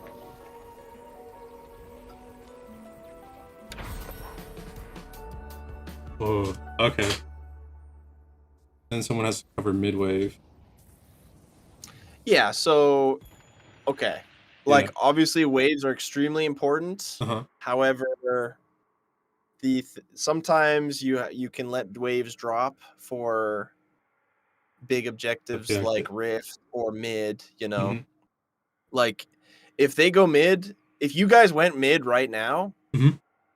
in this current wave state, I would still recommend the Hidden King team let these waves push and take these walkers Mhm. and then go contest mid. Because if you guys win mid for free and they don't contest at all, you guys are probably going to get these objectives anyway. Whoa. So like sometimes it's okay to drop waves and let a walker fall Mhm. if everybody is fighting. Okay, like if we back this up and let's say the rift fight is just starting, Mhm. and 5 of your teammates are there and all 6 of the enemies are there, Mhm. if you split push and get one walker, but all of your teammates die, Mhm. then the enemy team is going to take mid and they're going to take probably at least one more walker. You know what I mean? Mm. So it's like in that instance, was the walker that you got for not showing up to the fight worth it? I wouldn't say so. So there are some instances where like the net gain is lower, even though, you know, catching these waves would be good. Mhm. The best play is probably joining your teammates to win the big team fights. So like you don't always have to show up to the like skirmishes where there's only 2 people, but if 4, 5, 6 people are fighting over Walker or Rift or mid, you should probably be there no matter what, and you wouldn't want to waste a whole extra 30 seconds catching a wave. Mm. Okay. So those are the instances where you would be able to let's say let this wave get to this point on that middle Walker. It's like that's not bad, Yeah. you know, or even letting one more start touching the Walker. It would be better for you to be at that really important fight so that they don't snowball into mid and then the rest of the walkers, you know what I mean? Yeah. Such arcane mysteries will be revealed to you.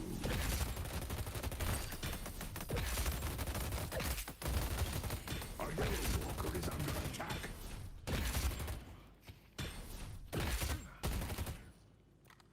Okay. What's up? Oh no, I'm just thinking. Yeah, I mean, there's a lot There's that a I've lot. told you already. No, it's good stuff though. It's good stuff. Oh, this I think I try to go help the Kelvin and Holiday here, because I'm like, Yeah, so I mean yeah, everything's with a grain of salt this game because they're down one. So yeah. uh, there's a couple decisions that are a little wonky because of that. But They have to yeah, try to find space in some way, right? Because they're down 5-6. Uh, yeah, essentially, yeah. I didn't. they Huh. should be trying to death ball. They should be trying to group up as a majority and take really advantaged fights to get Hmm. easy kills. Because splitting up like this is always going to favor the team with more people. I just lost a game actually today, Yeah. basically 5v6, where we had a big lead because somebody was inting. They Uh-huh. literally died 30 times, but the enemy team just kept running around as 5 or 6, and Uh-huh. then would just annihilate us. Even though all of us were individually stronger, Yeah. they were just better at deathballing and killed us. That's So this is kind crazy. of crazy from them, but I don't know where that Infernus died. Maybe they got the pick over here. I think they did, and then I decided to help them here. I got the Shiv. Yeah, this is Uh, good. Yeah. And then wow. Okay. Yeah, he's dead here. Right, and then I think we keep chasing. Oh. Oh, yeah. 7 uses his ult. And I just leave. Yeah, your team is all over the map. Yeah. It's a little scary to if both of you die here, if both of you die, then all of a sudden they have a man advantage on the map and they can maybe do mid. I feel so bad leaving fights, man. I really do. Well, I mean, you're never gonna know for sure, but sometimes it's like, what's the likelihood that you staying there would result in any kills? I mean, Yeah. Bone Krill's a little bit lit, but Venator and Seven are both full HP. And Doorman's showing up too. So what are the odds that you at half HP actually does anything other than just feed an extra kill to them? Mm. It's Man. much better for you to reset. And if you both die and they're sitting on mid already, they might just do mid if Oh, they know that they're at a 2-person advantage. But they're not now that they're not at a 2-person advantage because you lived, they probably won't do mid now. mm-hmm. Another reason why you might want to go back in is because Mirage and Holiday are pushing. Yeah. So they could potentially get these walkers if they're distracted. But when you're in an advantage state like this, and when they're 1 person down, I think this is probably fine. Yeah. Here. Wait. Did I go back in here? Oh no, I just The righteous have nothing to fear. Yeah, it's also good to be decisive. You kind of milled around at half HP. If you're Yeah. out, you really got to get out and reset your health so that you can be useful. Because there's no point in you hanging around at half HP. Yeah. You survived. You should reset so that you're full HP so that you can make a play. Got it. But when you're hanging around at only 1,000 HP, you're basically still dead if you're that low. Because somebody's going to show up and insta-kill you like they did. So being full HP and sustain is really important so that you can keep making plays. Because if you were full HP, you could have maybe ulted and brought them towards tower, but you were just too low. So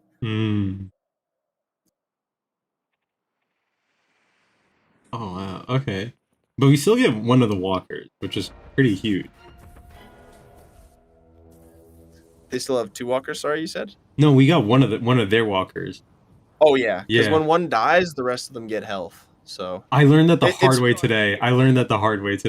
oh yeah, I tried just to about to kill it. Yeah, I was backdooring another one, and then it just all of a sudden got a bunch of HP, and I died on it. Yeah, it used to be walkers would just disappear because like that single play would mean both of them are gone. But now it's pretty hard to chain kill walkers unless like all of the enemy is dead pretty much. That's good balance, though, honestly. Yeah, no, I like it how it is right now. Do you feel like people complain too much about balance, or is it not enough? I think hero balance has been pretty stale, honestly. Yeah. I think the same heroes have been strong forever. Like, still, like, a couple heroes get a little bit weaker, but I mean, like, everybody in my elo all agrees that Shiv is stupid, and we've agreed for 2 years. So it's like, 7 has always had an above 50% win rate. Like, there's just a couple of heroes that have always been good, Yeah. and I mean, it's doubly bad because when heroes are good for a long time, people get a lot of practice on them. Mm. And when they limit test that much, then it becomes really challenging to fight them because it feels like they're cheating, you know? Oh. When they're playing a powerful hero, and okay, so you should have pushed that wave that you just Yeah. walked by. I think I was so focused on mid. That's why. Yeah. Yeah. No, he's probably yelling at you right now like everybody does. No one was talking. No, he wasn't talking at all. Actually, Okay. he was just texting. He was here just like getting mid. I agreed with him, but like I was calming here just to tell everyone to come to mid, and no one came. So there was that, and that me and Inverness had to cut our losses.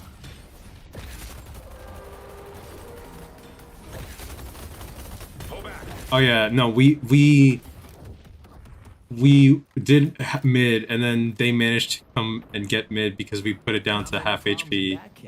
And yeah, I'll be right back. that was a Usually misplay. only want to look for mid when you've got like kill advantage. Like all of the just because they were all in a different spot, you guys tried to go mid. Yeah. That usually doesn't matter so much because people can rotate pretty quickly. Usually you only worry about mid when it's when the fight is good, you know? When all of them I mean, if everybody was right there, you might have been able to take it, but you really need to rush if all of them are alive, especially when they've got, you know, like pretty big ults. Like, I mean, you probably have a better mid than they do. Infernus ult, Elvin, Billy, I'd say are stronger than like Seven's ult's pretty big down there, but and Doorman, depending on what he's building, Yeah. could be kind of troubling. I can't see here. No, it doesn't look like he's got like because if it's Vortex Web Doorman, sometimes he can throw a shit ton of people through the door, and that's really bad. But they don't have great options down there. Shivs is decent, but you guys probably win the fight. But you usually only want to start taking mid when you know you're gonna win the fight for sure. Like if you got 2 kills, knowing that Vindicta's gone, you can take the 3v6 because even if you lose some of the rejuves, you should win the fight. Yeah. But you can sneak mid boss like that though. That's not an impossible call to make, but you really have to have everybody on the same page. And it's not likely you're going to be able to do it very often at your elo when lots of people don't have mics or they just don't communicate or whatever. Yeah. I've learned to just like I think this is just a normal life thing, is to just focus on the things you can control. It's the biggest thing I preach at this point. Definitely. And sometimes you can't really control your teammates. Even though a lot of people want to. True.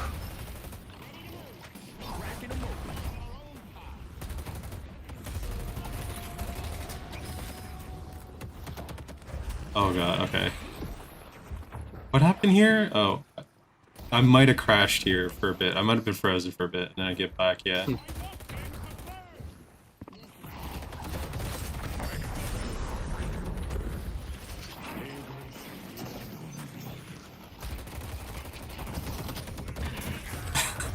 Yeah. That guy's doing a lot of damage. He's doing a lot. Lone Crow freaking killed you. What the H? I could be... Wait, I don't have that many resistances, but... Yeah, Chatter made a good point. Even people without mics tend to listen if you use yours. And that's true. Like you can make plays like that, but you have to make sure everybody's on the same page. But sometimes that's another vector that makes people strong at these types of games. Sometimes if you just are a good leader and are calming all the time, it can really help. Yeah. I don't calm very much in games. It's not like I just don't really feel like it, I guess. But I know that if I did, I probably would have won more games in my past. So I stuff like think that can be helped if you're calming sometimes. I feel like a problem with a lot of people in low elo, a lot of people are afraid to calm. Or like there was this one game I had. I'm probably making a video into this. There's this one game I had where this Kelvin was pinging, right? And he was complaining that no one was looking at his pings. And I'm like, part of the time is like, I don't know about you, but like sometimes pings are hard to even pay attention to when there's so many other things to pay attention to in the game. Good job. Yeah, like it's not as well as like if you spam ping, I'm probably gonna start ignoring you. Yeah, Like, there's a big difference between like somebody pinging one time and it getting ignored versus like somebody's pinging stuff the whole game. It's not gonna be as valuable. yeah. But no, definitely actually voicing your concerns over the mic is always gonna be easier to listen to than pinging. The takeout crew.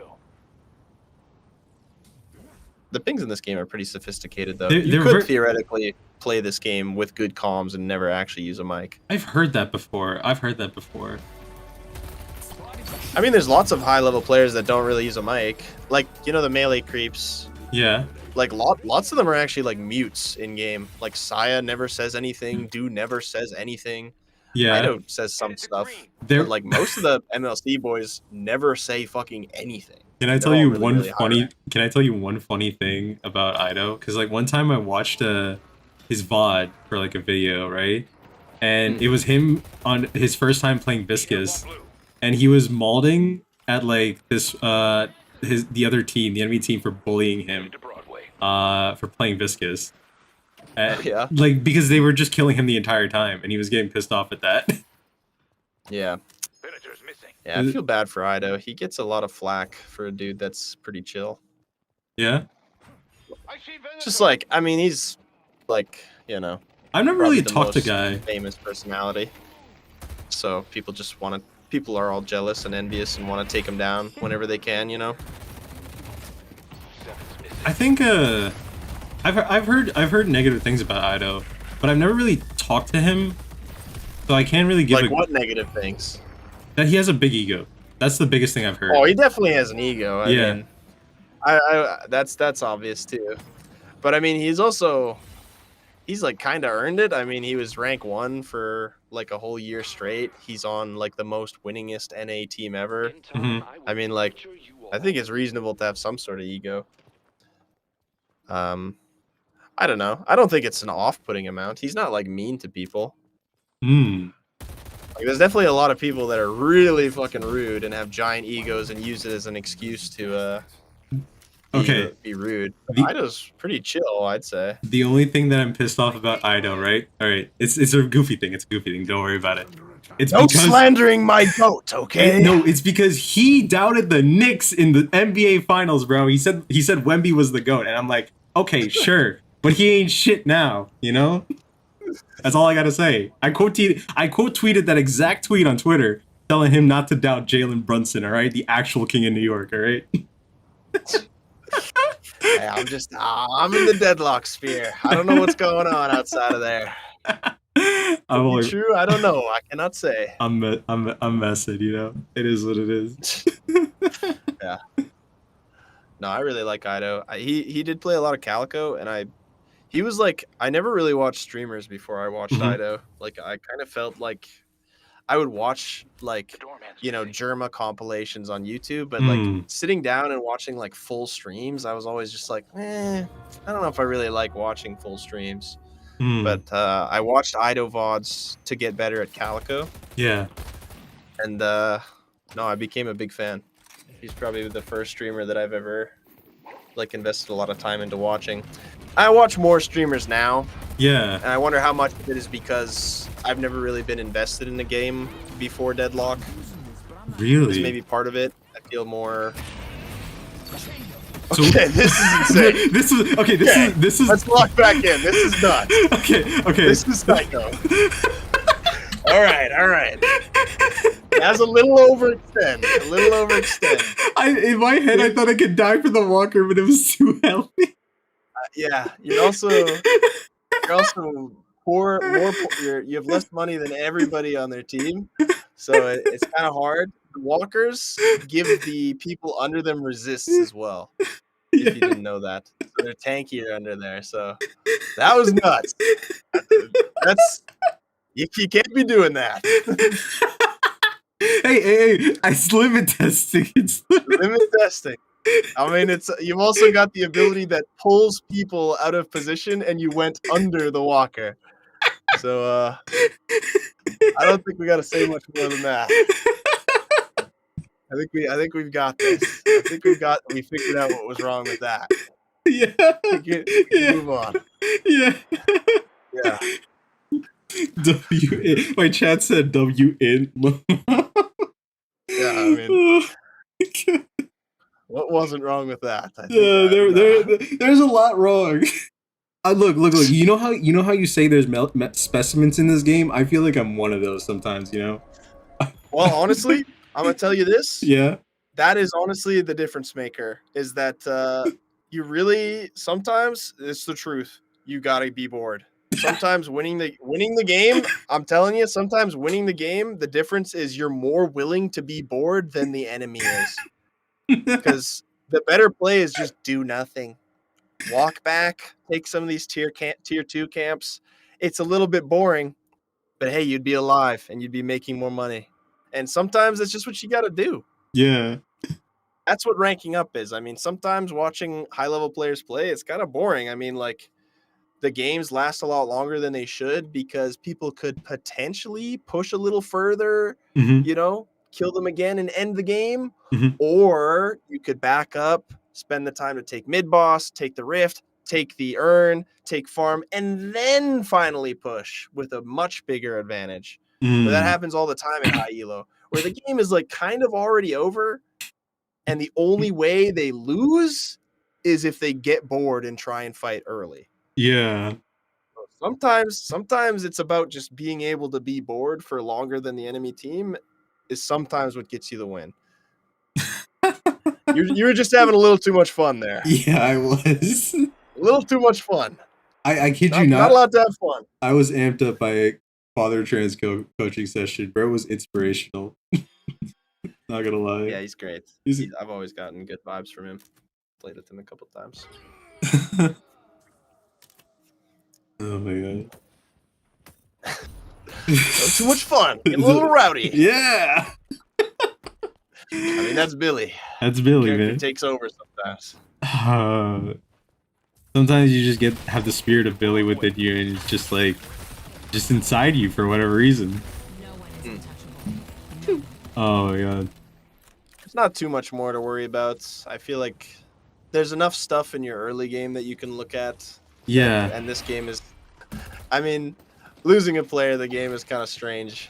Everything will be kind of strange after that. It was pretty strange. We were still losing though, which honestly, I think part of me in my ego is telling me like, oh, I should be better. We should have been winning this hands down, right? Because they were down a player. But obviously we weren't, you know? No, comeback mechanics are very strong in this game. Yeah. The game is never over. Never, ever. I mean, if 2 more people left, 3v6 is pretty freaking hard. Would you say 3v6 against maybe like ritualist players like my rank? Like if it was 3 Eternists versus 6 ritualists, you think they would still win or no?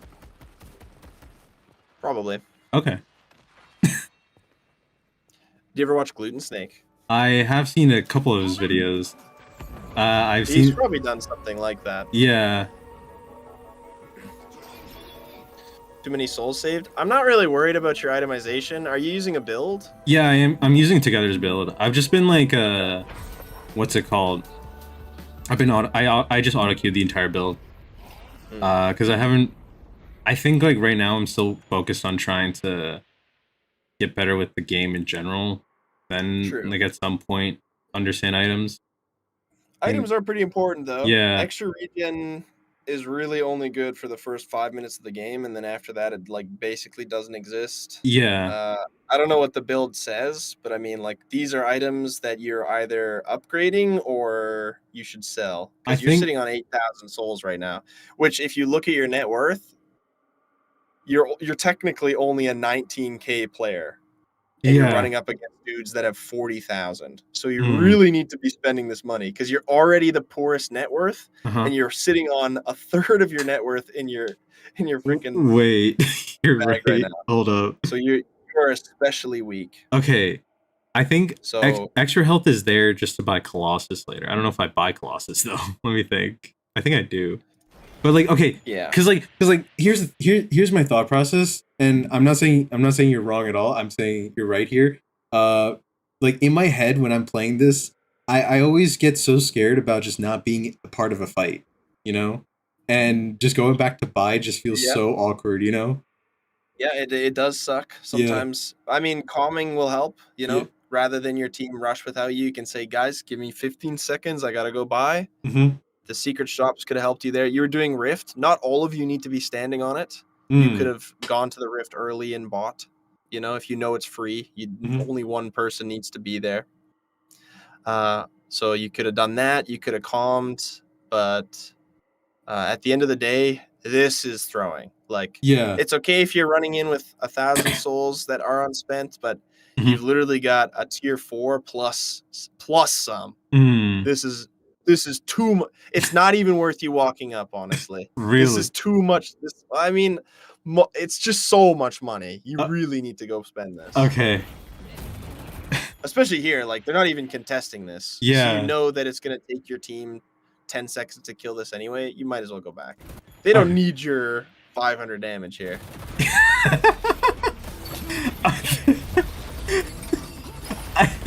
This is what am I doing? Hey, and you took 1,700 damage from that ball. When I could have bought If you Spear had- Resilience. Yeah, Spirit Resilience, you would have had an extra like 300 or 400 HP, and you would have also taken maybe only 1,000. So you wouldn't Yeah. have died immediately there. I don't use my However, Yeah. maybe Wraith, maybe more people would have died if you hadn't ulted there. Who knows? But still, 8,000 is a lot of money. 8,000 is a lot of money, yeah. Oh my god. Oh yeah. I remember this. They got mad at the Kelvin not doming. Took out another But then one. there's another play later on with me and the Kelvin, which kind of got us screwed. Oh man. Wait, I'm not buying. I forgot. I forgot to buy when I was AFK. Oh my god. You're still deciding. I'm still deciding. Just give me a on moment. the build that you queued up. It's pretty much auto queue. I just have to press 5 and then I get the item. I think. Wait, is it 5 or G? I think if you press No, G, you okay. I don't know if you ever see my controls. My controls are pretty cursed to some people. My jump is right click. Oh, your jump is right click? Okay. So my abilities are Q, E, F, and G. My items are 1, 2, 3, 4. Parry and melee are both on my mouse buttons, and C is crouch. So that's what I use to slide. That's fair. Yeah. Whatever is comfortable. I don't think there's a lot of keybinds that would be automatically throw. I think it would have to be really, really strange. I think whatever's comfortable for people is best. So that's one micro thing that you can do is you should probably counterspell the stun. It's got that timer that's the same every time. That's probably the biggest thing to counterspell there. Can I tell you what my thought process was there? Sure. I think I forgot I had counterspell, and I thought I just parry just to hope that he would melee, but he didn't, and yeah. I buy counterspell. I forget about counterspell. It's most valuable against heroes like 7 that have an ability that's like very consistently going to hit you. Somebody like Drifter as well. When Drifter ults, when you hear the sound cue, the projectile travels so fast, it's basically going to hit you instantly every time. So I learned against Drifters, if I have counterspell, as soon as I hear it, I just counterspell and I get it every time. So it's also good to note Counterspell's a better buy when there's characters like 7 that have a long telegraphed ability that you can counterspell every time with consistency. How do you counterspell Lash Ult? Because every time I try to counterspell, I miss it. Probably just doing it a bit early. I think Lash Ult late game can sometimes have a varying duration, so he could potentially like pick you up even 3 whole seconds after. Yeah. So, I mean, it's just feel. You'd probably just have to wait. You're probably doing it too early. You just wait a little bit longer, and you'll probably get more of them counterspelled than normal. Okay. But there's no 100% way, because if he buys duration, he can wait longer on the pickup potentially. Oh, I didn't know that was a thing. Okay. So there's not going to be a trick to do it 100% of the time. Yeah. But there would be for 7 ult. For Yeah. 7 stun, it's always 3 seconds after he casts it. Or I don't know if it's 3 seconds, but something like that. Yeah. But it's always the same. Thanks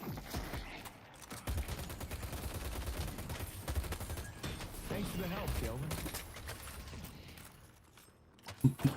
I didn't even notice the Infernus taunting. Well, To our wounds, Kelvin. I like how the Rift objective is still up. By the way, Is it? it's still up on the replay. I don't know if you see it. Little bit of advice.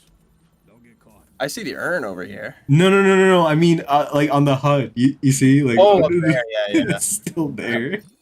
Yeah, Deadlock's HUD is Time's huge. almost up. Time's almost up. Gotta get it. Yeah, my team is my Holiday's over there. My Kelvin's over there.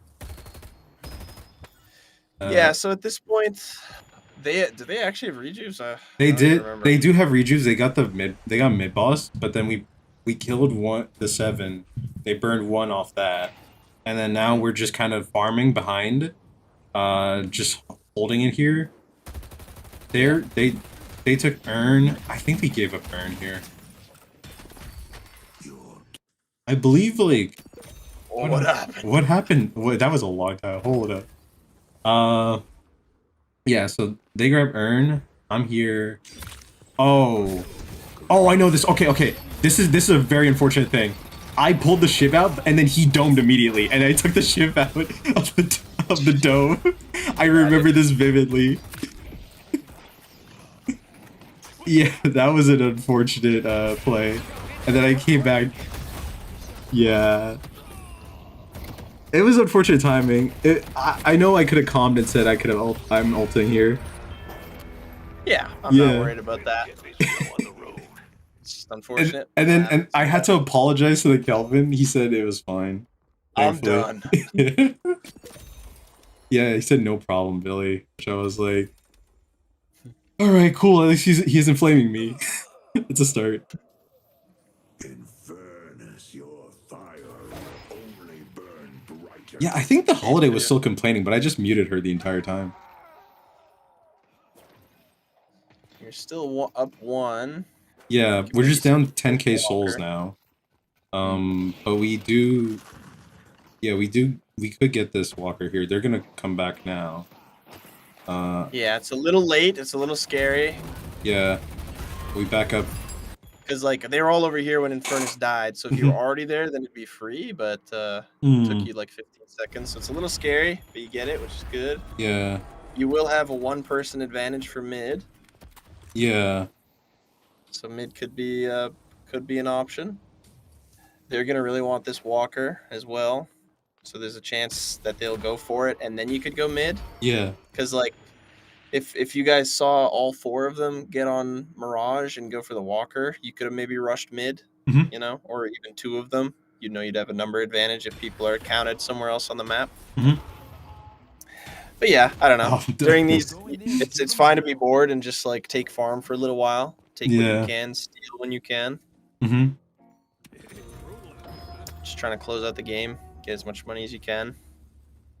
Yeah. And then be there when the fights matter. To our wounds, Kelvin. Yeah. Okay. All right. This is So there's where a big like fight over there. then I gotta go there now because Ern's there.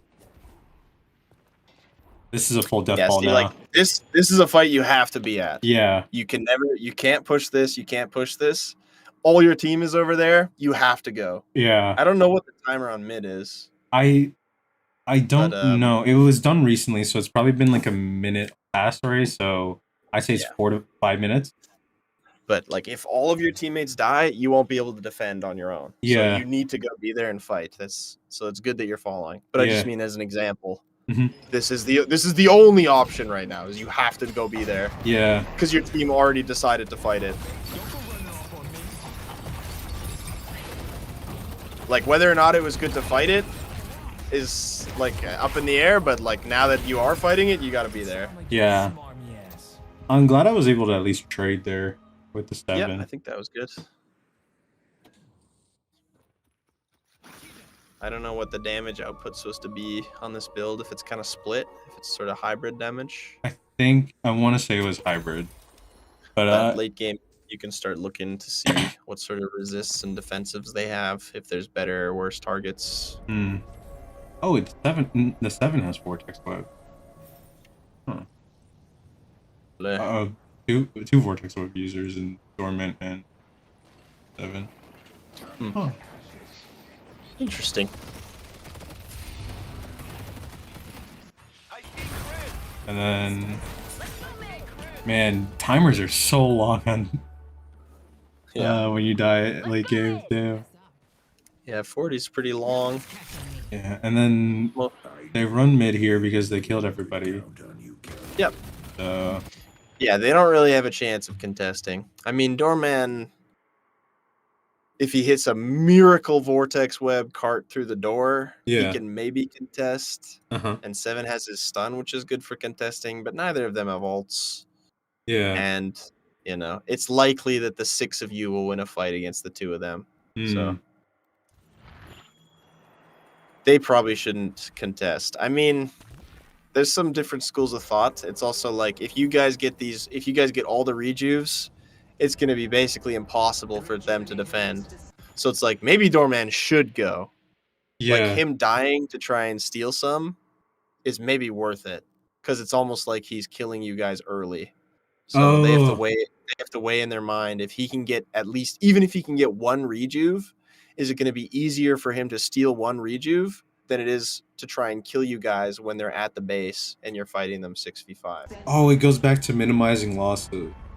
Yeah. Right. But Okay. I think I agree with the Doorman's decision to not contest. It'd be pretty hard. Yeah, especially 5v6. Technically 2v6. Oh no. Oh man. Oh. Wait, what's the deal with Joe Chuck? Is he just Sorry, what? What's the deal with Joe Chuck? Is he just different? He popularized this. The thing that the Doorman just did is he did it well at high ranks, and he made videos on it, clipping a bunch of other high ranked players. Oh. I mean, I guess that's all you really got to know. All right. I mean, Bet. he's just a doorman that kidnaps people, I guess is the main thing about him. Go yellow. I guess that kind of fits the doorman's lore, to be honest, now I think about it. He would do something like that. Yeah, I think that's pretty much all he's got on his channel. I haven't talked to him that much, but I've talked to him a bit and played with him a couple times. We're friends, some might say. I've been in some of his videos, he's been in some of mine. No, I was just curious because it just sounds like he's like your arch nemesis or something, you know?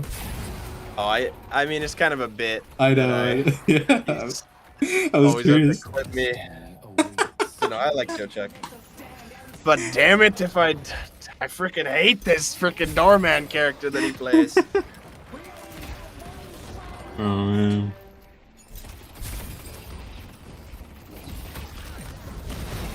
Oh shit. Okay.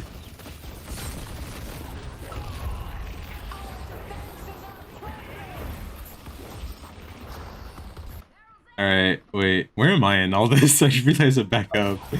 Sorry, I was I'm locked out. I gotta lock in here. No, you're good. You're good.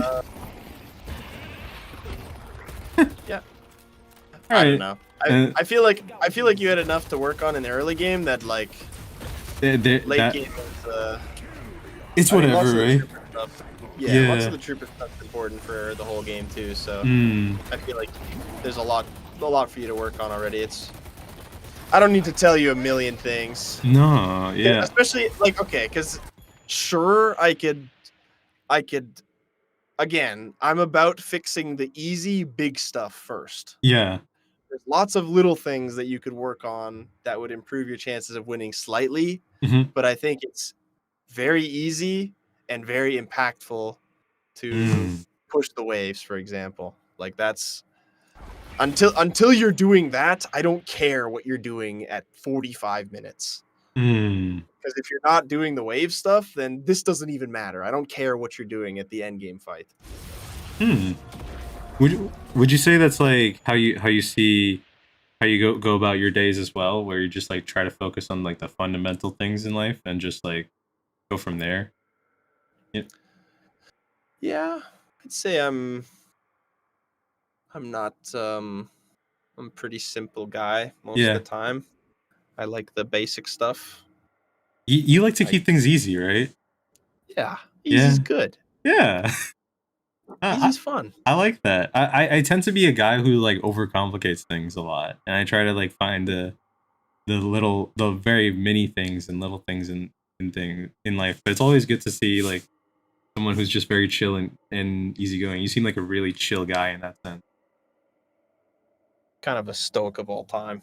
Stoic of all time. Yeah. The thing is, I feel like the way I describe myself is like I'm the most chalant person I know. At least that's how I see Yeah. it. I'm very chalant. I'm not nonchalant at all. That's fine. Yeah.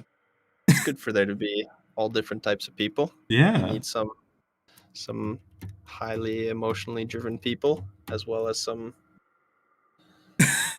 not so much. Yeah. Good for everybody to do as they please. No, yeah. It's cool. It's cool. I feel like I really understand you, man. I don't know. Yeah. I'm an open book. And I'm a stoic and I'm the best.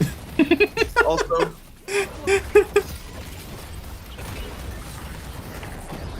yeah, I mean, I don't know. Nah, yeah.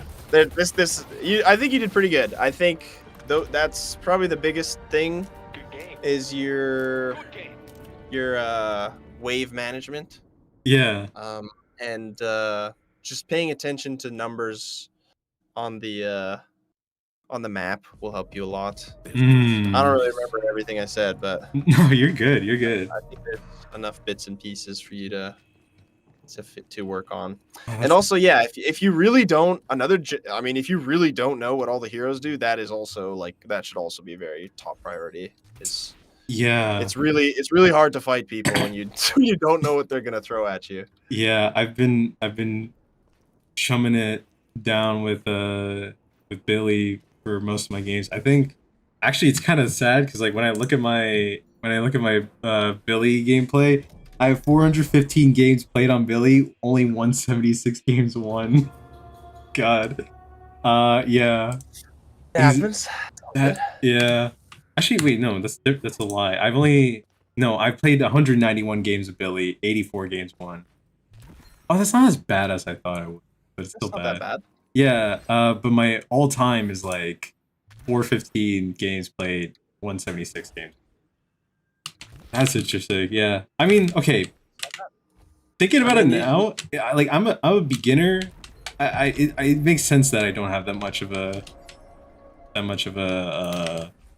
good win rate, I guess. No, I mean if your main background is like card games, like this is a big undertaking. There's no way that my whole thing is like, oh my, no. Oh. Well, you said Hearthstone mostly. Okay. I played Hearthstone, and then I did okay. How do I say it? I played a lot of Valorant, but like I played casually, and I tried to play. I was Hearthstuck Bronze, and then in 2016 I was like I played Overwatch, but then I was Hearthstuck Bronze there as well, and then CS was Hearthstone Silver, so I'm like, okay. They're like the only good game that I was good at was like, okay, I reached diamond in Hearthstone and gold in TFT. That's it. That's all. Those are the highest ranks I've ever reached in my life. And then Deadlock comes next, where the highest I've reached is Oracle. So the fact that like I'm here right now is still impressive, I'd say. Yeah, getting good, like getting good at learning is its own skill. I don't know how much of that. I was spieling a lot about this before Yeah.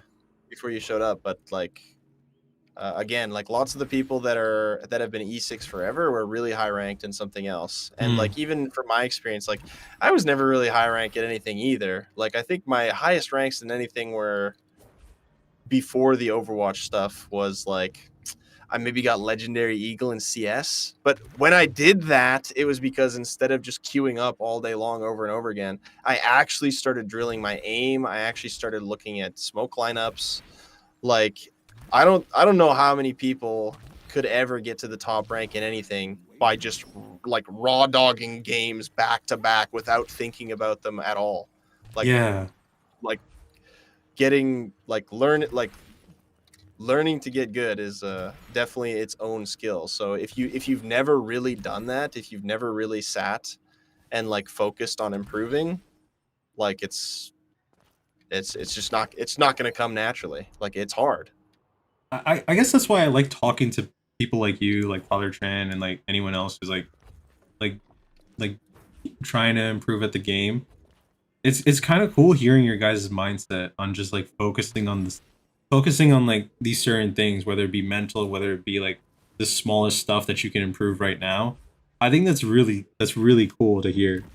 And it's something that I feel like I struggle with, and I tend to get too deep into my head where I'm like, okay, I either need to do everything all at once, and then I get overwhelmed because of it, and I beat myself up for everything, which isn't a healthy mindset to have.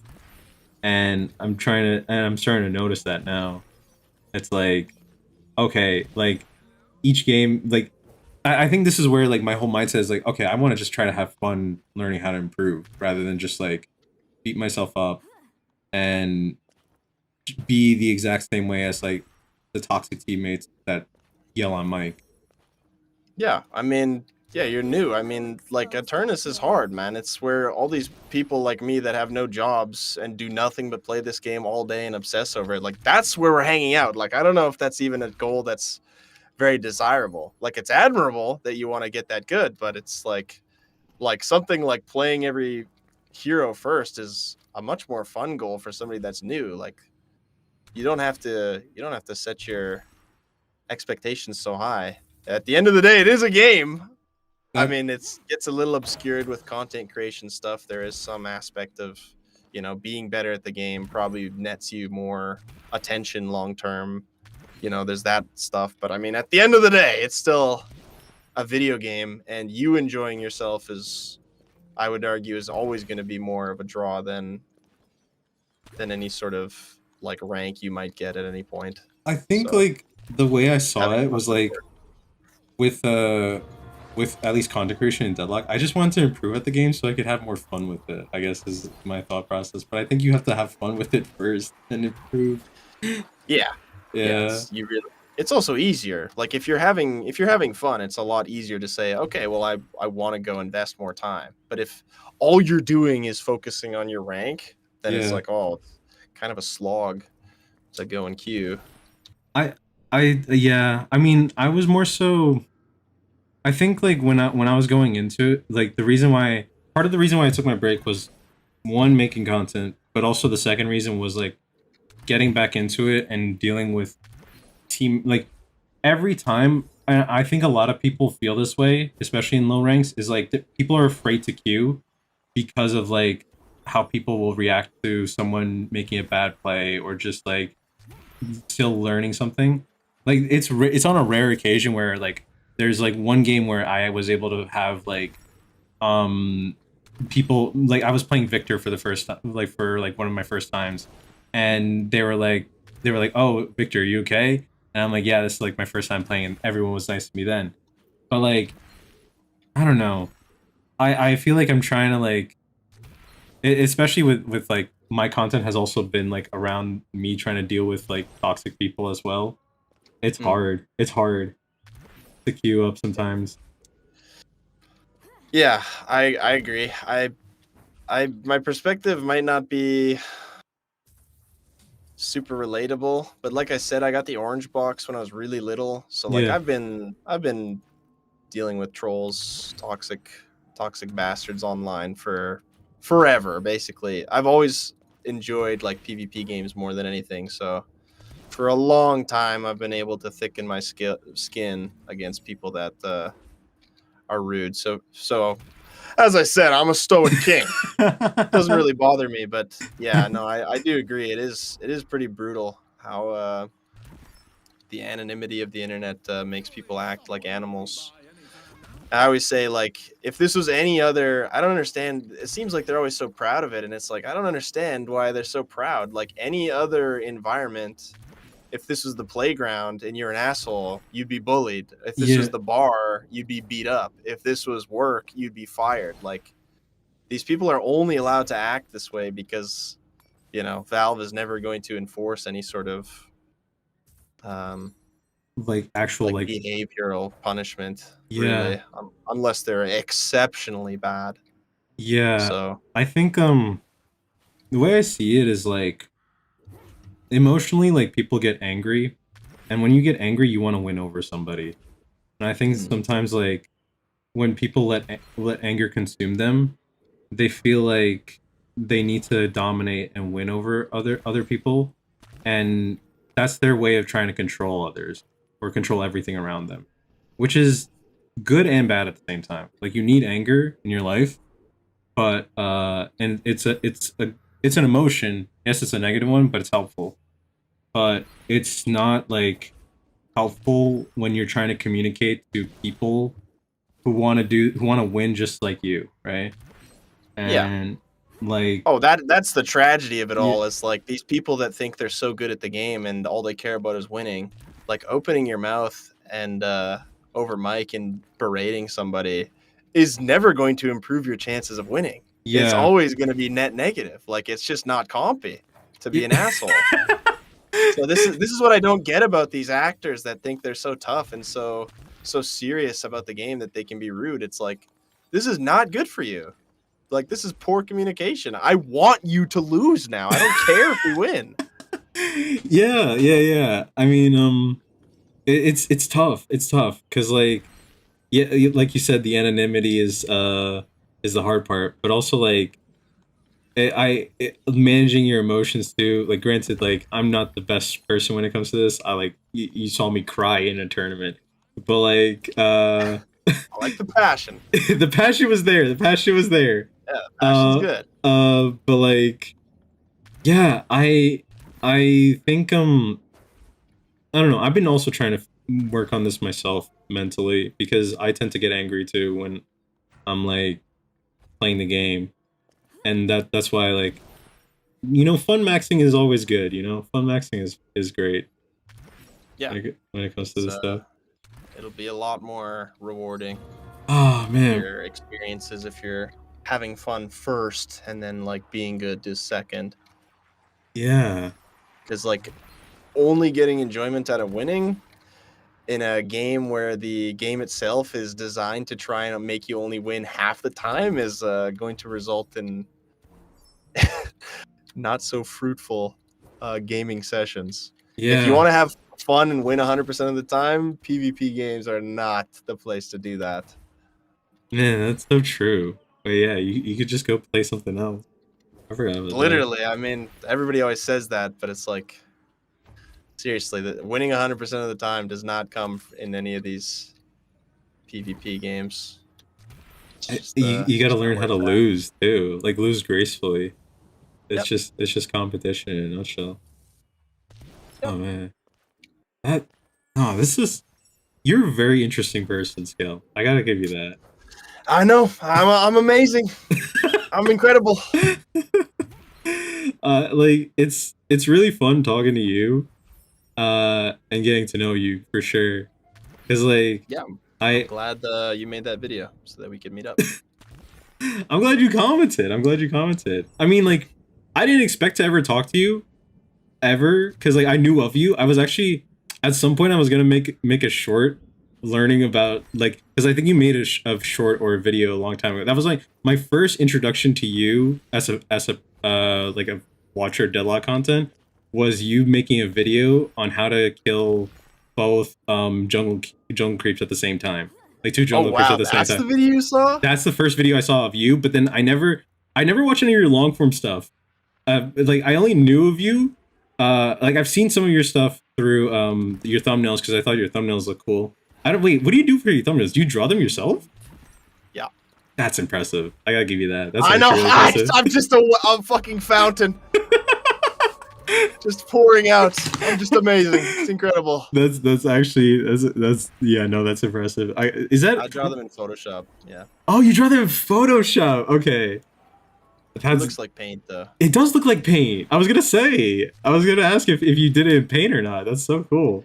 I just use like the pencil brush, which just does pixels. It doesn't do like pressure shading or anything like that. Oh, that's so fascinating. Okay, wait, that's really cool.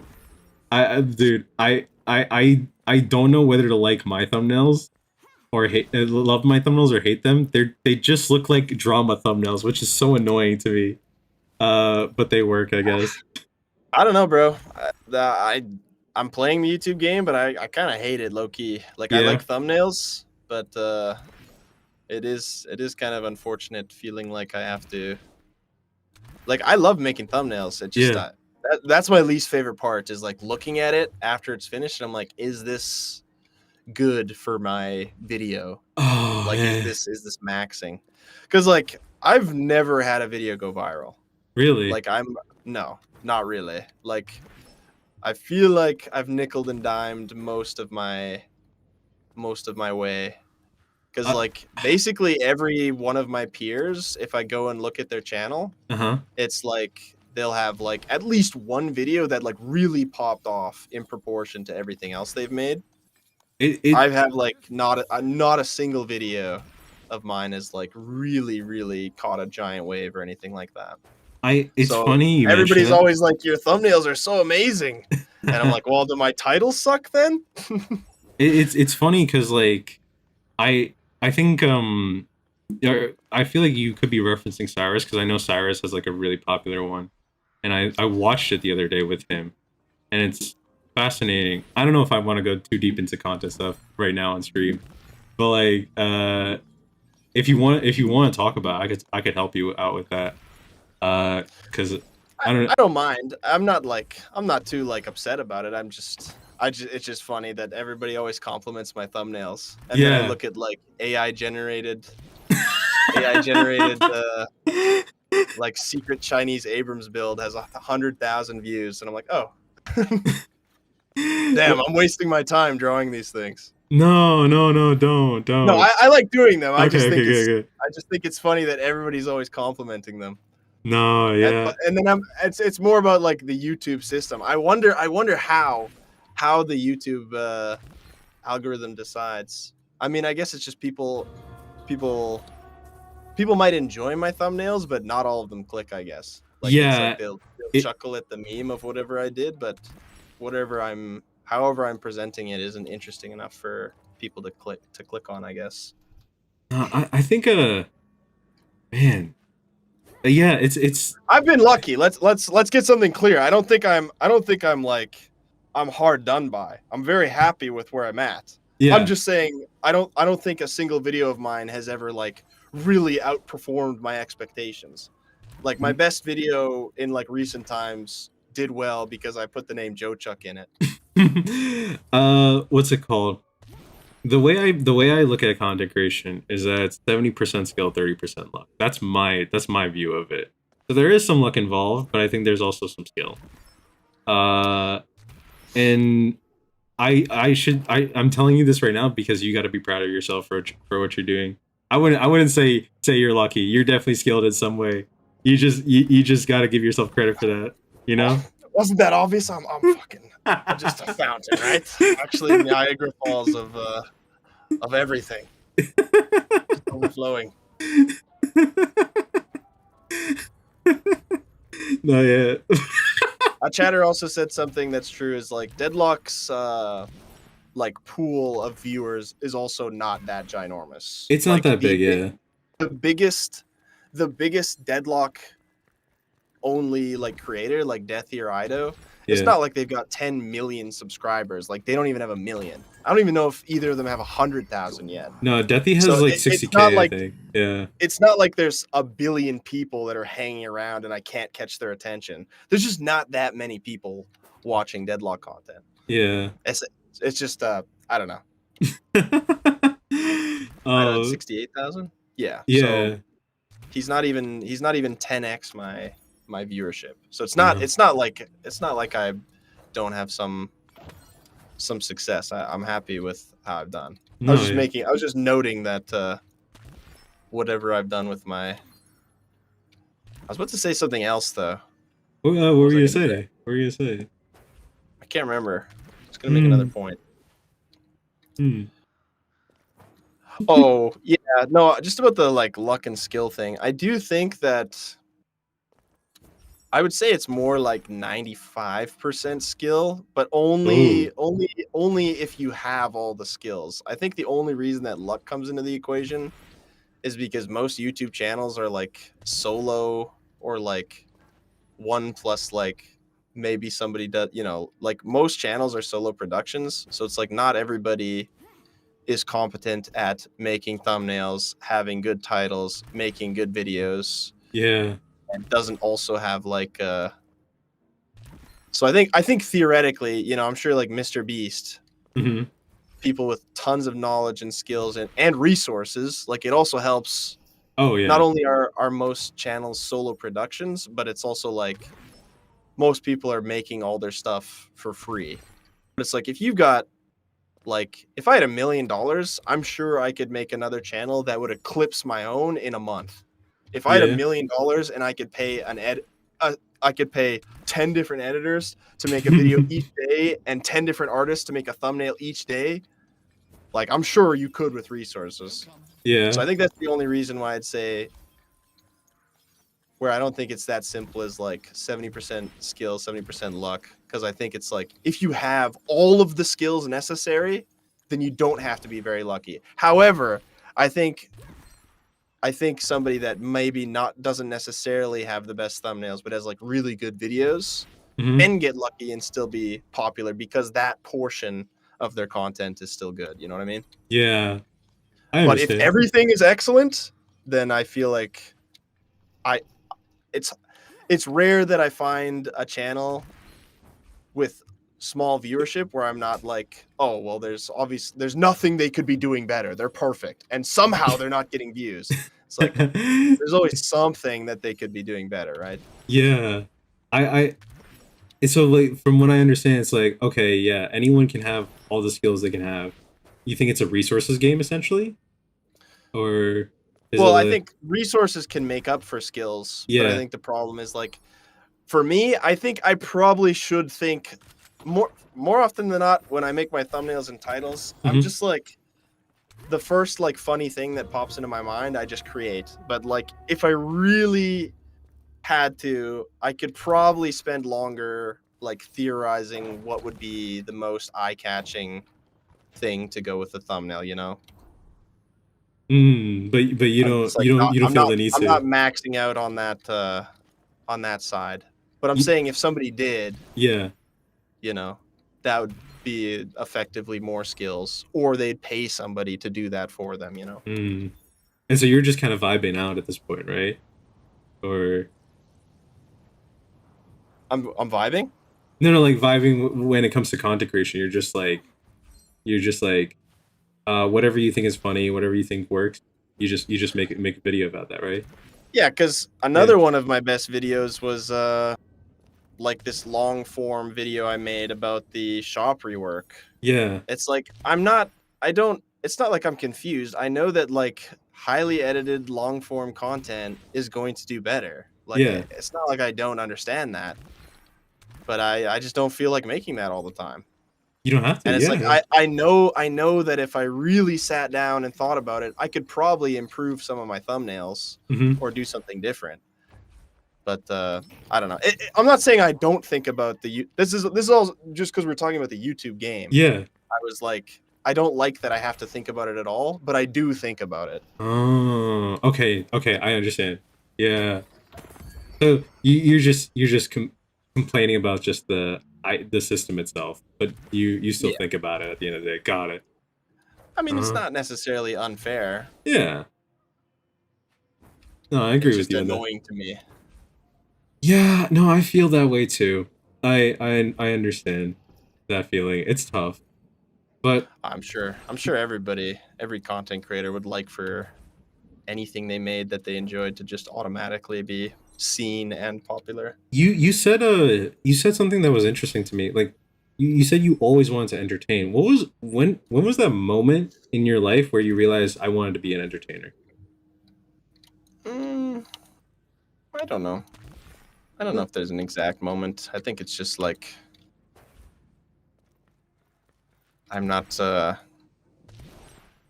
think I like being alone, but if I'm around people, I want to be.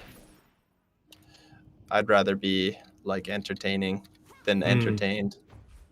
Really? Yeah, I That's guess. that's interesting, man. I mean, you seem like the fact that you want to entertain people shows me that you really care like about other people's I know. well-being. Just my heart. It's just so big. Yeah. I mean, for me, I guess I used to be just a shy kid growing up. But it was just like at some point, at some point I just got bored one day and I did theater as a kid, and then I ended up just like falling in love with entertaining from there. That was it. I oh man, yeah.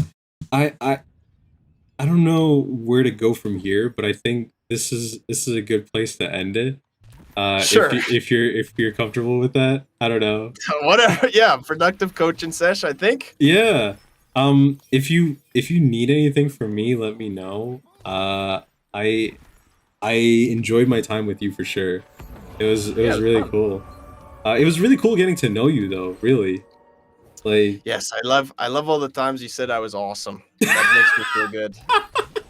That's big for me. I like That's big for my ego. It's growing just as much as my heart. no. There's no. It's not like okay. This might drop your ego a bit, but like it's not just you. Everyone has something special about them, and I like talking to people about their True. stuff. You know, everyone has something cool, and I wanna like even like granted, even the worst human beings sometimes will have something cool about them that they don't even show. Sure, we're all human. Yeah, but at the end of the day, I always like to get to know people, and I think half of the because like already a lot of people like you've come, Father Tran came, and I think Zerial and Fades came to me recently, um, about wanting to help me, and I want to use this like use the sessions that I have with you guys just to get to know you, and also hope to share that with everyone else. Not only just Sweet. like you guys like teaching me, because I feel like this just I feel like it's unfair just me asking for free lessons from you guys. I just want to be able to share that the Deadlock community isn't as bad as people think it is, you know? No, I think there is lots of really cool people. Yeah. I mean, like Cyrus is one of my best friends now. Iris is dope. I gotta say, his videos are like his storytelling is incredible. Yeah, they're all right. They're not as good as mine. Nah, he does have some of the best vids in Deadlock for sure. Oh man. Like yeah. It's impressive. There's a lot of creative people here in this community, and I'm I'm grateful that everyone has accepted me. Uh, I don't know what they see in me, but I guess that's awesome. I'm on the fence. Okay. You know that makes me feel a I'm little bit not better. convinced. Yeah, You might be LARPing still. I'm not sure. I could be LARPing. Shit, man. Oh man, at least I'm not one of Nah, those you're LARP cool. channels. Oh, thanks, man. I appreciate that. Of course. Wow, okay, I didn't expect that, honestly. uh, but So cool. We should do this multiple times. I don't think. I think we could do this probably weekly. I think it'll be enough time. I don't know. I didn't ask about what you do outside of this. I don't know how much time oh, you have to be playing okay. Deadlock. I technically don't have a job. I'm starting something next week. Like, I have an Exactly. opportunity, but like, Mm. I'll just be transparent. Like, it's like I'm becoming a talent manager again. But Okay. like, if you want to talk Austrian, I could tell you more about my history, but that's if you Okay. want Yeah. to. You don't have to dox Yeah, yourself I don't want to completely dock right myself now. that much. But All right. technically, I have a job, but not really a job, to be honest. But like, mostly, like, I'll be honest, I'm being stupid here, and I really want to make content creation. I think this is my dream, so I've been trying to work on Mm. that mostly. And that's why you see me pumping out content on YouTube and just talking to as many people as I can, because it's just like it's something that I've worked on, and it's something that I'm extremely passionate about, and I've like I've like done the many things in my life just to like learn and grow and get to know everything about it. So yeah, that's just me. But yeah, Sweet. if uh if you want to talk more, I'm free later. But like, yeah, I really don't have much going on with my life, to be honest. It's just this. Yeah. It's just this for me. Yeah, I'll be busy for this tonight, but we'll keep in touch. I'll yeah. check in. I think it will probably take you at least a week to really get these like basic things ingrained in your mind about like the pushing waves and stuff. Yeah.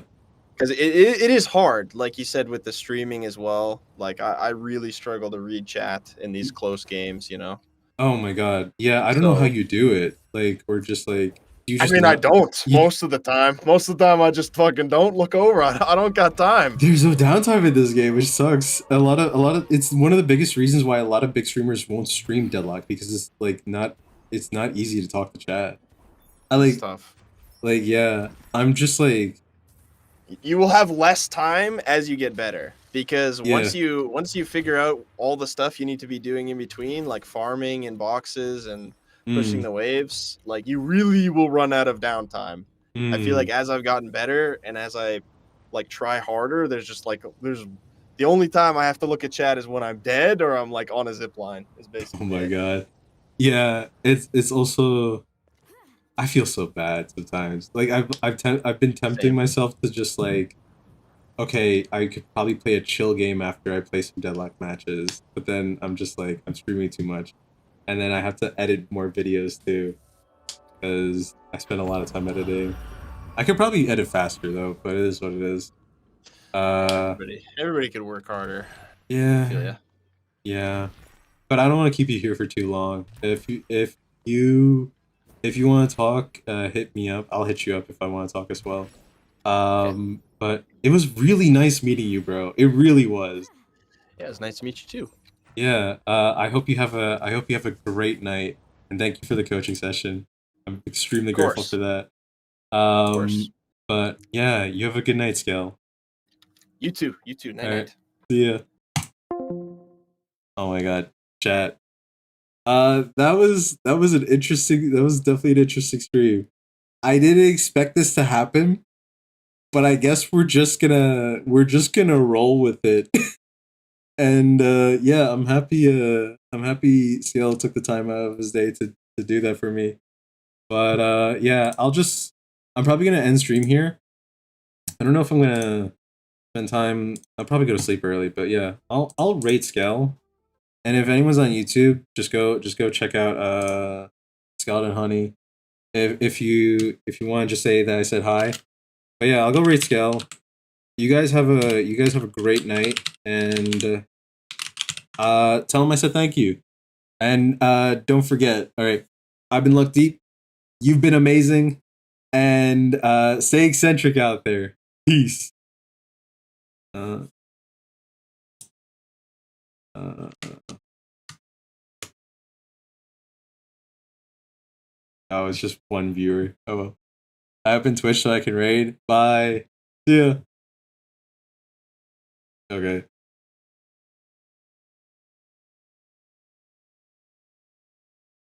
Let me go to YouTube and then that.